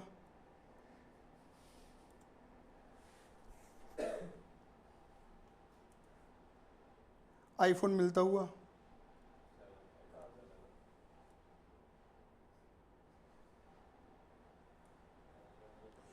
ये सारे मैंने स्पेसिफिक फंड बेस्ड अकाउंटिंग के नोट्स बना के दे रखे ऑलरेडी, इसकी चर्चा मैं करूँगा नहीं, करके बैठा हुआ हूँ।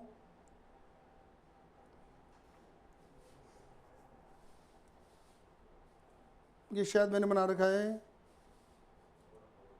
चलो आ जाओ।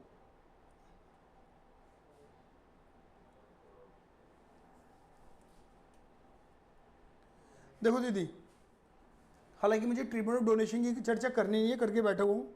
डोनेशन में मैंने आपको बताया था कि डोनेशन 2 जनरल होते हैं, एक मंदिर का जनरल चढ़ावा, एक स्पेसिफिक फंड के लिए चढ़ावा। जो स्पेसिफिक वो बैलेंस शीट की लायबिलिटी में जाएगा क्योंकि वो कैपिटल नेचर का होता है, और अगर तुमने स्पेशल डोनेशन कोई फंड बना रखा तो फंड में ही ऐड कर देना। याद आया? और अगर वो नॉर्मल डोनेशन है, क्वेश्चन ने कुछ नहीं बता रखा, तो उसे आप इनकम मान के क्रेडिट कर देना इनकम एक्सपेंडिचर में। क्लियर है ये नहीं है? अरे याद है ये नहीं है? आराम से बोलूँ, याद है ना? क्लियर है ये नहीं है? अब आता है एडमिशन फीस और या एंट्रेंस फीस। देखो जैसे ना स्कूल्स वगैरह को भी ना एक ट्रस्ट, नॉर्मली जितने भी स्कूल्स होते हैं एक ट्रस्ट सोसाइटी के अंतर्गत ओपन किए जाते हैं। मेरी बात क्लियर होगी? इस स्कूल्स के ऊपर कोई जीएसटी होती नहीं है। अगर ये ध्यान रखना, अगर मैं स्कूल को प्राइवेट कंपनी बनाकर ओपन करूँगा ना तो जीएसटी अप्लाई हो जाएगी एजुकेशन के ऊपर ही। लेकिन अगर मैं उसी स्कूल को सोसाइटी एक्ट के अंदर ओपन करूँगा तब जीएसटी अप्लाई नहीं होती। समझ गए? उसकी सिर्फ इन्फॉर्मेशन सरकार को दी जाती है। एजुकेशन में जीएसटी नहीं, पहले बता रहा हूँ। कोचिंग की एजुकेशन में जीएसटी है, समझ रहे हो? ये है, पहले बता रहा हूँ, कभी तुम्हें लगे कोचिंग, क्योंकि कोचिंग को सरकार बिजनेस के रूप में देखती है। स्कूल कॉलेज को बिजनेस के रूप में नहीं देखते, जो कि सबसे बड़ा बिजनेस है। समझिए मेरी बातों को आप, सरकार का नज़रिया। चलो, तो अब ये एंट्रेंस फीस, एडमिशन फीस, अब जब आप स्कूल के अंदर जाते हो तो one time admission fees, entrance fees लेते नहीं लेते हैं? वो आपसे लेते हैं।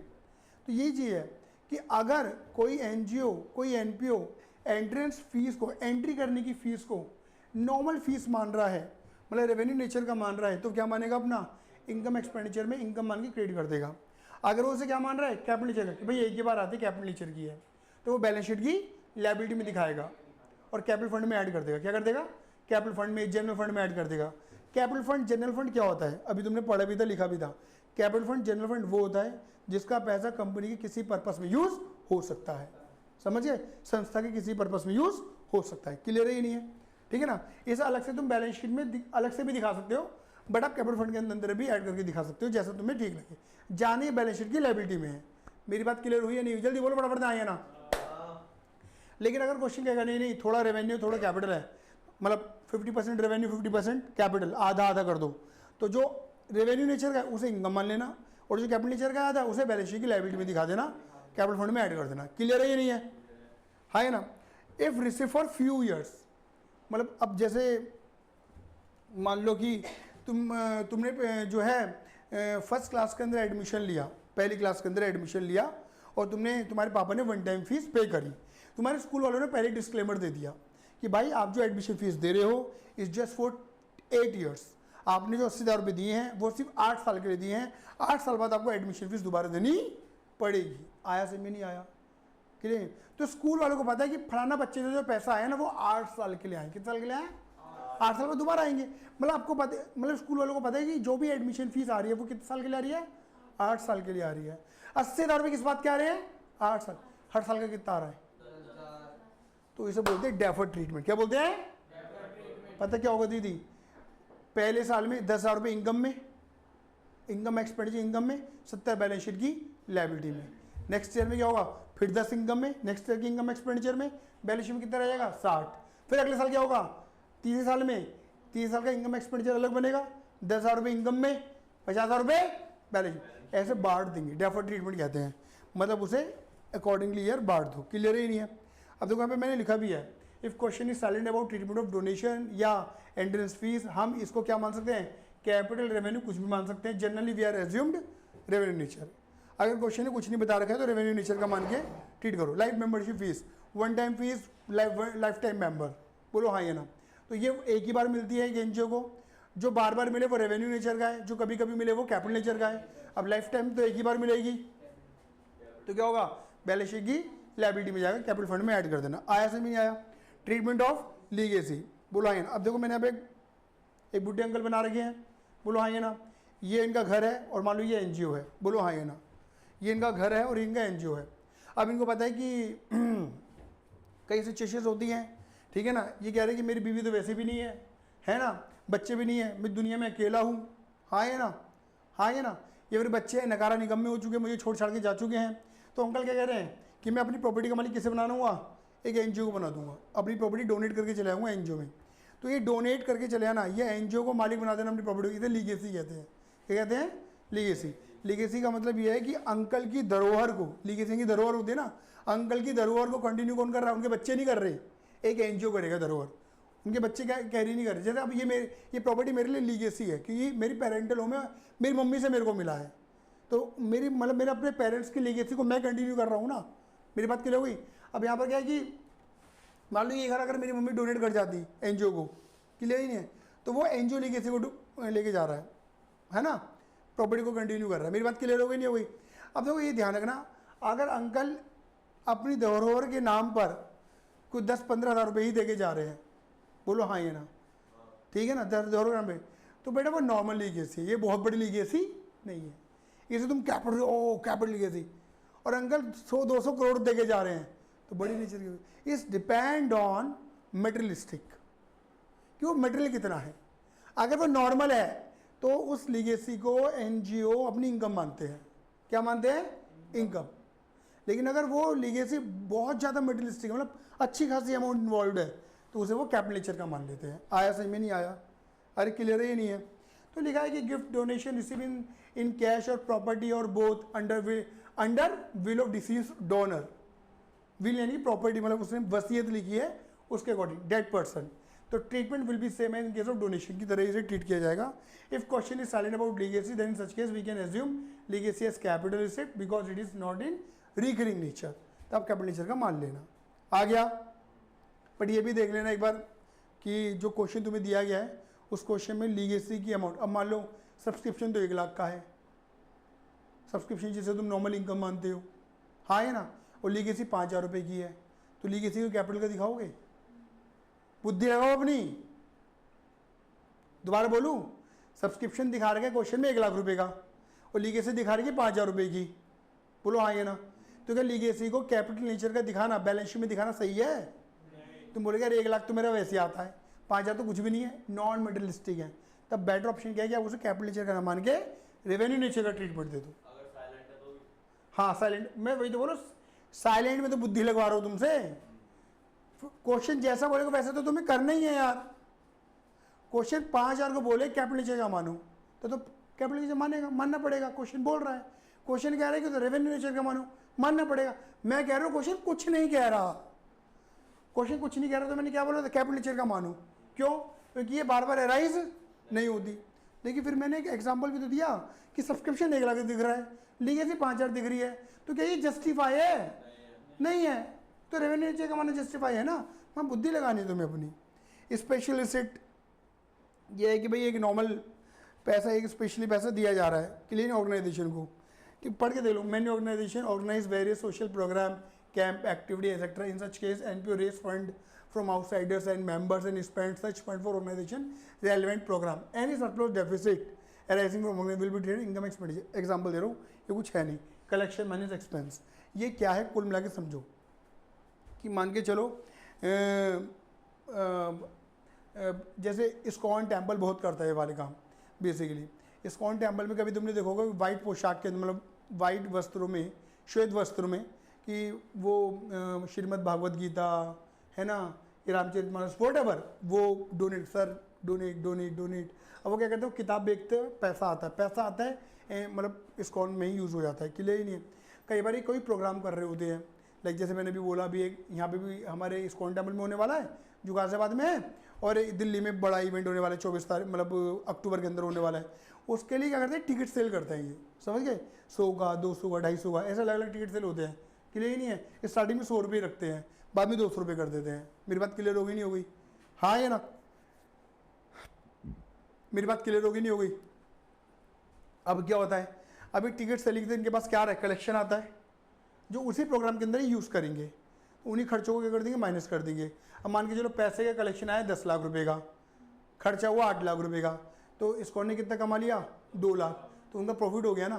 तो ये कह रहे हैं कि अगर कोई इवेंट होता है, बोलो अगर कोई, तो इवेंट का खर्चा हुआ, इवेंट से पैसा भी आया, तो उस खर्चे में से पैसा हटाकर जो प्रॉफिट लॉस निकलेगा उसे इनकम एक्सपेंडिचर में दिखा देना। आया समझ में नहीं आया? क्लियर है? ऑनरियम, ऑनरियम क्या होता है, मतलब मान सम्मान में पैसा देना।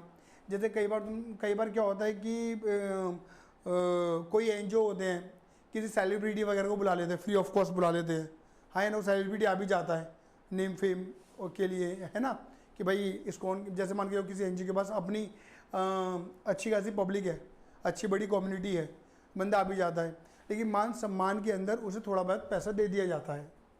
डिसाइडेड, एक होता है डिसाइडेड अमाउंट कि मैं आऊँगा तो 5 लाख रुपए लूँगा, ये तो डिसाइडेड अमाउंट हो गई। एक होता है कि मैं आ गया हूँ, मैं काम कर रहा हूँ अपना, जिस पर्पज़ के लिए मुझे बुलाया गया था, ठीक है, लेकिन मेरे को जाने से पहले मेरे को उन्होंने पूछा, भैया हम कुछ दे तो नहीं सकते, लेकिन चल 51,000 रुपये पकड़ ले।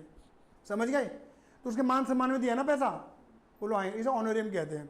और ऑब्वियस बात है क्या होता है, खर्चा होता है एनजीओ का। समझ गए? TDS ये तो रहने दो, खैर एंडाउनमेंट फंड बता देता हूँ, ठीक है ना। It is a specific fund for donation under which donor kept restriction on usage of principal amount. It means income on such fund can be use for NPO purpose. Endowment fund का मतलब क्या होता है कि जो donation, ये है कि अलग तरीके की डोनेशन होती है। अब जैसे मैंने बोला कि मैंने NGO बोला कि मेरे पे 100 करोड़ रुपए हैं, लो 100 करोड़ रुपये पकड़ो। मैंने NGO बोला 100 करोड़ रख लो, यूज़ मत करना। 100 करोड़ है, 100 करोड़ रख लो, यूज़ मत करना। NGO कहेगा वाह पैसा दे भी रहा है और मना कर रहा है यूज़ नहीं करना। मैं कह रहा हूँ 100 करोड़ को इन्वेस्ट करो, 100 करोड़ को इसके ऊपर जो तुम कमाओगे उसे यूज़ कर लो। प्रिंसिपल अमाउंट को ऐसी बरकरार रखो, उसके बाद ब्याज जो आएगा उसको यूज़ करो NGO में। आया समझ? इसे बोलते हैं एंडाउनमेंट फंड। अब वो भी बात है, एंडाउनमेंट फंड कहाँ आता है? बैलेंस शीट की लायबिलिटी में आता है। जब इन्वेस्टमेंट, जो फंड आया तो लायबिलिटी हो गया, इसमें इन्वेस्ट करोगे तो कहाँ दिखेगा? और जो इनकम आएगी उस इनकम एंड एक्सपेंडिचर में। ये मत करना फंड की इनकम फंड में ऐड कर दी, समझ गए? यहाँ पे 3 बातें बोल दी। जो फंड आएगा वो लायबिलिटी है, इन्वेस्टमेंट हमारी एसेट है, एसेट के ऊपर तुम क्या कमाओगे? इंटरेस्ट। क्लियर है? ये नहीं है? ठीक है, बोलते बड़ा पड़ता है, हाँ ये ना। नाउ एन्युटी फंड पढ़ के देख लेते हैं, आ जाओ क्या लिखा है एन्युटी फंड के बारे में। ये शब्द बड़े इंपॉर्टेंट हैं क्योंकि यही शब्द तुम्हें रिसिप्ट एंड पेमेंट अकाउंट के अंदर देखने को मिलेंगे। Entrance fees, donation, subscription, life membership fees, honorarium, समझ गए? स्पोर्ट्स मटेरियल, स्टेशनरी कंज्यूम्ड, ये कॉमन वर्ड्स है जो तुम्हें इन क्वेश्चनों में देखने को मिलते हैं, बड़े बड़े क्वेश्चनों में। पढ़ो एन्युटी फंड के बारे में। An annuity fund is establish when and not for organisation receive asset from a donor with condition to pay a specified amount periodically to designated beneficiary or beneficiaries. Annuity is a fixed annual payment and usually continue only during the lifetime of the named beneficiary or for the period specified by donor. ठीक है? Annuity fund donation thereafter become the property of the organization. एक बार दोबारा पढ़ो, कोई बताएगा मुझे, समझाएगा?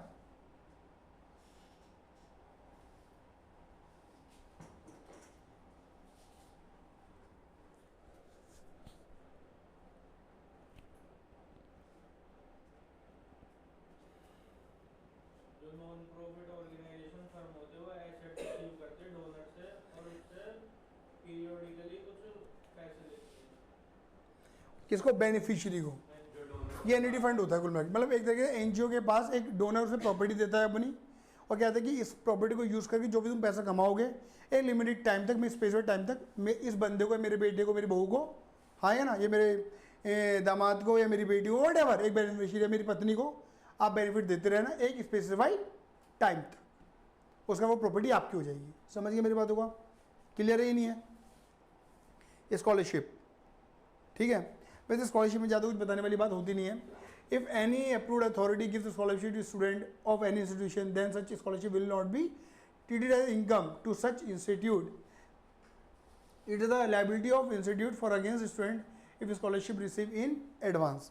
जब ऐसा मान के चलो कि जैसे मान के चलो किसी ऑर्गेनाइजेशन ने मेरे को 1 लाख रुपए दे दिए और ये बोला कि सर 1 लाख रुपए आपको दे रहे हैं, आपको 10 बच्चे फ्री में पढ़ाने हैं। समझ गए मेरी बात होगा? तो पैसे तो 1 लाख रुपए मेरे लिए नहीं आए, उन बच्चों के लिए आए हैं, मुझे फ्री में ही एजुकेशन देनी है उन्हें। आ गया? तो जो 1 लाख रुपए आ रहे हैं वो मेरे लिए एक तरीके से लायबिलिटी है। बोलो हाँ है ना? अब देखो यहाँ पे अलग अलग बातें बोली गई हैं, है ना? अगर स्कॉलरशिप अगर ट्रायल बैलेंस में डेबिट में लिखी हुई है, हाँ है ना, तो इसका मतलब है कि हमने स्कॉलरशिप दी है, मतलब वो हमारा खर्चा है, डेबिट हमने दिया है स्कॉलरशिप का पैसा, हाँ है ना, तो वो खर्चा है हमारा, इनकम एक्सपेंडिचर में डेबिट हो जाएगा, हाँ है ना। या डेबिट में रिसीवेबल के नंबर दे रखी है, बोलो हाँ है ना, तो बैलेंस शीट की एसेट में आएगा कि लेना बाकी है स्कॉलरशिप। और अगर क्रेडिट में है तो वो पेबल है। पेबल का मतलब क्या हो जाएगा? मतलब हम स्कॉलरशिप पे करें, मतलब हमें किसी ने दी थी, हमें किसी ने दी थी और हमें उसे यूज़ करना है। समझ गए? इसमें अलग अलग बात, इसमें ओपिनियन है, बता के वो चलो।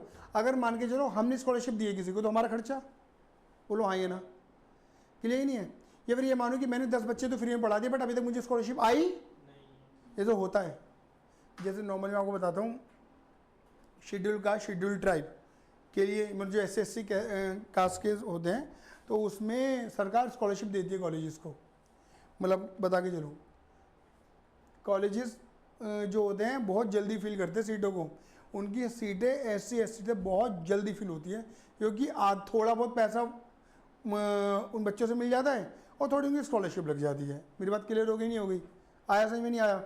अब स्कॉलरशिप दो तरीके से होती है, या तो सरकार कहती है कि हम बच्चे के खाते में डालेंगे, बोलो हाँ ये ना, तो भैया कॉलेजेस कहते हैं कि भाई तुम्हारी स्कॉलरशिप तुम्हारे खाते में आएगी, आप हमें अपनी फीस पूरी दे दो, पैसा हम स्कॉलरशिप तुम्हारी अप्लाई कर देंगे, तुम्हारा खाता लगा देंगे, वो पैसा घूम के तुम्हारे पास ही आ जाएगा। मतलब जैसे मान के चलो 50,000 तुमने इंस्टीट्यूट को दिए, सरकार तुम्हें 50,000 रुपये तुम्हारे खाते में डाल देगी, बच्चों के फ्री बराबर। आया समझ में नहीं आया? लेकिन एक तरीका पहले चलता था, ये तो अब चलता है। एक तरीका ये चलता था कि आप एडमिशन ले लो, बस हम तुम्हारी स्कॉलरशिप अप्लाई कर देंगे और खाता सीधा, पैसा सीधा इंस्टीट्यूट के पास आएगा तुम्हारे नाम का। मतलब सरकार तुम्हारी फीस पे कर रही, तुम पे नहीं कर रहे, तुमने बस एडमिशन लेना है। आया समझ में नहीं आया? भाई एक नॉमिनल अमाउंट देंगे, 2,000 3,000 5,000 रुपये देंगे। आया समझ में नहीं आया? क्लियर है? ये नहीं है? तो अगर मान के चलो किसी इंस्टीट्यूट ने बच्चों का एडमिशन तो ले लिया, बट अभी तक सरकार से स्कॉलरशिप आई नहीं है, तो उसका मतलब क्या, वो रिसीवेबल हो गया ना, लेना बाकी सरकार से, बोलो हाँ ये ना। लेकिन अगर मान लो किसी बड़े NGO ने, जैसे मैंने बोला ना, किसी NGO ने मुझे फीस दे दी 1 लाख रुपए और बोला कि बच्चे पढ़ा देना फ्री में, पढ़ा देना, अभी पढ़ाया तो ना है, तो क्या हो गया, पैसा तो आ गया, मतलब अभी स्कॉलरशिप देना बाकी है। आया? Trading activity run by the NPO, देखो ये तो बेकार की बात है। वैसे मैं आपको बताऊं, ट्रेडिंग एक्टिविटी का मतलब वही होता है जो मैंने आपको बताया, जैसे पतंजलि वगैरह करते हैं, तो कोई स्पेसिफिक सेगमेंट ओपन कर दिया इन्होंने, हाँ ये ना। जैसे मैंने आप जैसे मान लो मैंने बोला कि ये भी मेरी जो संस्था है पदचिन्ह, मैंने बोला कि बेटा देखो ऐसा है कि आप जो है ना ये पदचिन्ह के द्वारा बनाई गई कॉपियों को परचेस करें, है ना, परचेस करें, परचेस कराएं, इसे प्रमोट करें। इसका बेटा जितना भी पैसा, इसका इन कॉपियों को बेचकर जितना भी बेटा प्रॉफिट आएगा, ठीक है, उसे हम बच्चों की शिक्षा में यूज़ करेंगे या कुछ भी काम करेंगे। क्लियर ही नहीं है?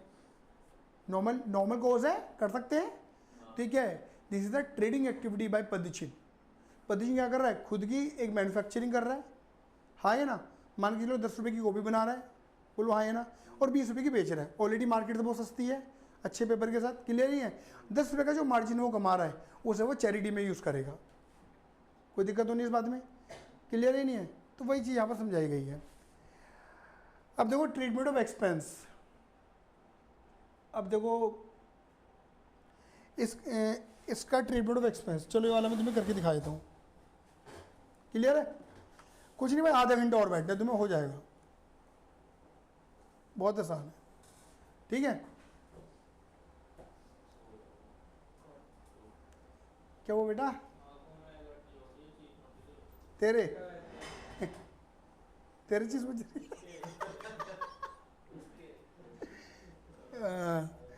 चले चले चले चले चले चले चले, देखो बहुत आसान है। आपको सब्सक्रिप्शन का याद है?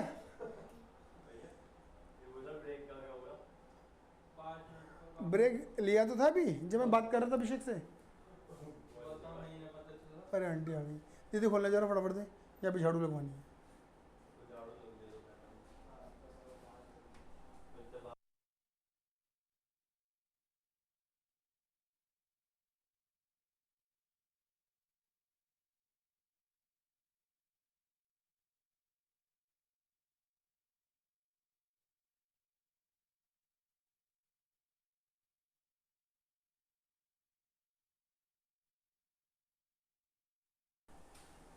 चलो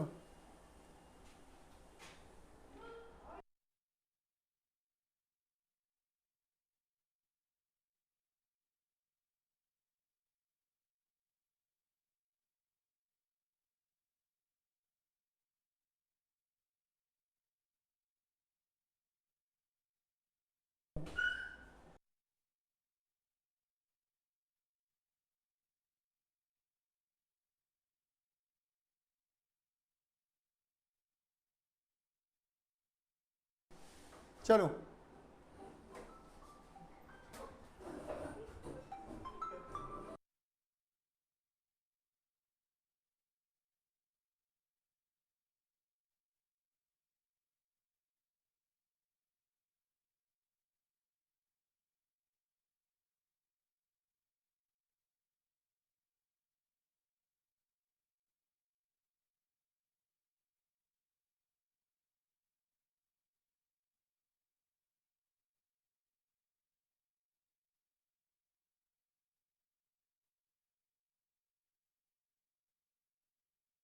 हेलो हेलो, माइक भी ख़त्म होने वाला है।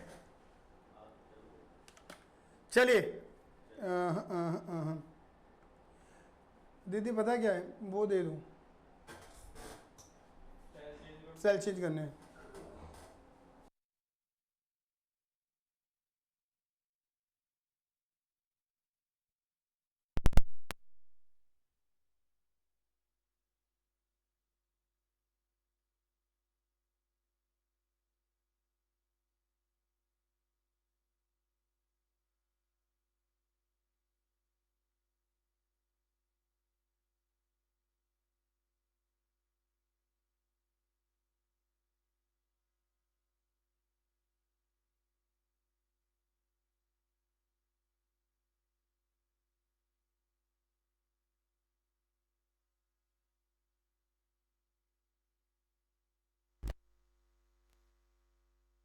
पहले में हेलो, ठीक है।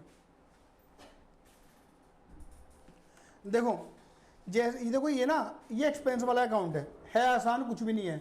इनकम का याद है, आउटस्टैंडिंग इनकम क्या होती थी, ड्यू बट नॉट रिसीव, उसे एसेट बोलते थे, सब्सक्रिप्शन की तरह सब्सक्रिप्शन इनकम ही होती है। इसका उल्टा कर दो, आउटस्टैंडिंग खर्चे क्या होते हैं, ड्यू बट नॉट पे, खर्चे बट पे करे नहीं है, ठीक है। यहाँ पे एक काम करो सारे बच्चे, अपनी कॉपी में हैंड टू हैंड लिखते हुए चलो, क्योंकि मिट जाएगा ये। एक्सपेंस अकाउंट की हेडिंग डालो, टी फॉर्मेट खींचो, जल्दी दे।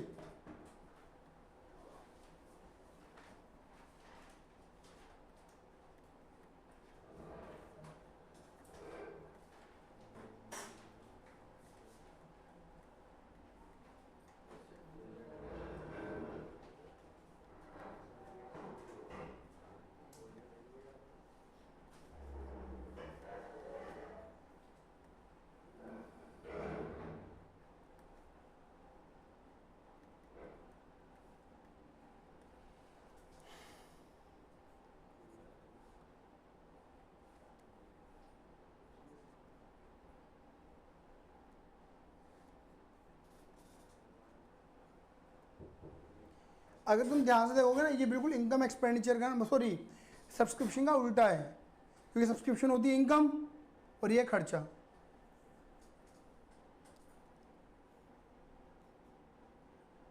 बहुत जल्दी लिखो बच्चों, बहुत जल्दी, प्लीज़ जल्दी।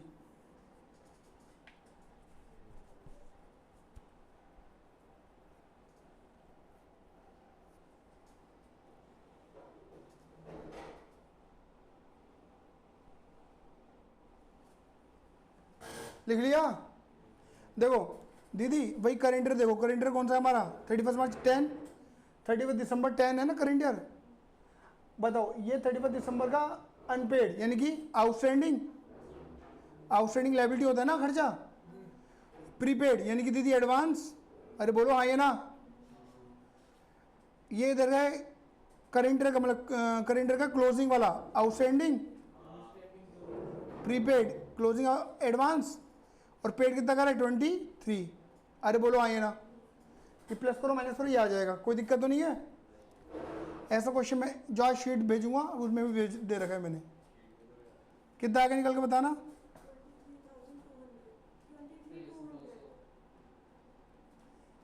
ये ऑब्वियस बात है, तुम्हें समझ में आ गया होगा। या क्रेडिट इनकम एक्सपेंडिचर में डेबिट, और डेबिट में क्या जाते हैं, खर्चे जाते हैं। देखो अभी के लिए ट्रीटमेंट ऑफ अदर इनकम, कुछ नहीं करना दीदी। सब्सक्रिप्शन अकाउंट बनाना आता था, ऐसे लोकल रेंट बनाना है, बना नहीं दोगे भाई। इनकम, इनकम का अकाउंट तो इनकम ही रहेगा, जैसे सब्सक्रिप्शन बनता था ऐसे ही लोकल रेंट का बनेगा, सेम डिट्टो, कुछ भी अलग नहीं है, क्योंकि इनकम तो इनकम ही है। कर दोगे? उसके बाद आता है गवर्नमेंट ग्रांट्स। देखो ऑब्वियस बात है, अगर गवर्नमेंट ग्रांट मिल रही है किसी कैपिटल खर्चे के लिए, मतलब कोई एसेट वगैरह बनाने के लिए, तब तो वो कैपिटल रिसिप्ट है, मतलब वो बैलेंस शीट की लायबिलिटी में जाएगी। अगर वो नॉर्मल खर्चे के लिए मिल रही है तब वो रेवेन्यू रिसिप्ट है। आया समझ में नहीं आया? अरे बोलो आया ना, तो वो इनकम साइड में डाल देना। मेरी बात क्लियर हो गई? दोबारा बोल रहा हूँ, अगर गवर्नमेंट ग्रांट किसी खर्चे के लिए मिल रही है तो वो रेवेन्यू है इनकम एक्सपेंडिचर में, क्लियर है। लेकिन किसी एसेट के लिए मिल रही है, मतलब कैपिटल नेचर के लिए है, तो कैपिटल एसेट बैलेंस शीट की लायबिलिटी में। फिर वही वाली बात, क्या तुम उस खर्चे के लिए, मतलब उस कैपिटल खर्चे के लिए, उस एसेट के लिए तुमने फंड बनाया है या फंड नहीं बनाया है? स्पेसिफिक फंड मेंटेन है तो फंड में ऐड कर देना, स्पेसिफिक फंड नहीं बनाया है तो क्या दिखा देना, अलग से बैलेंस शीट में दिखा देना, वॉट जो करना है वो कर देना। क्लियर है या नहीं है? अरे क्लियर है। बाकी फंड बेस अकाउंटिंग मैंने आपको पढ़ा दिया है, सारी बातें मैंने वही बोली हुई हैं, खत्म। क्लियर है? अब देखो मैं तुम्हें बता रहा हूँ, तुम्हें मैं क्वेश्चन कौन से दे रहा हूँ, पेज नंबर 19 से 29 तक बता, मैं क्वेश्चन सारे भेज रहा हूँ तुम्हें।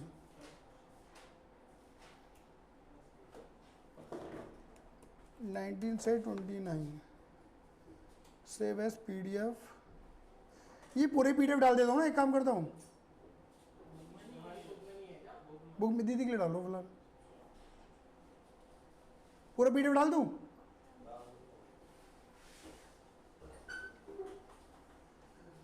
तुम्हें कौन सा करना है तुम्हें बता दे रहा हूँ, अदर ट्रीटमेंट की मैंने करा दिए, मैच फंड का मैंने करा दिया, 32 तक सारे, बस अब हमारे बड़े क्वेश्चन रह जाएंगे, और ये आज वाला भी डाल देता हूँ, ठीक है? चलिए, धन्यवाद डेटा, bye bye, see you, love you, जय हिंद, जय भारत।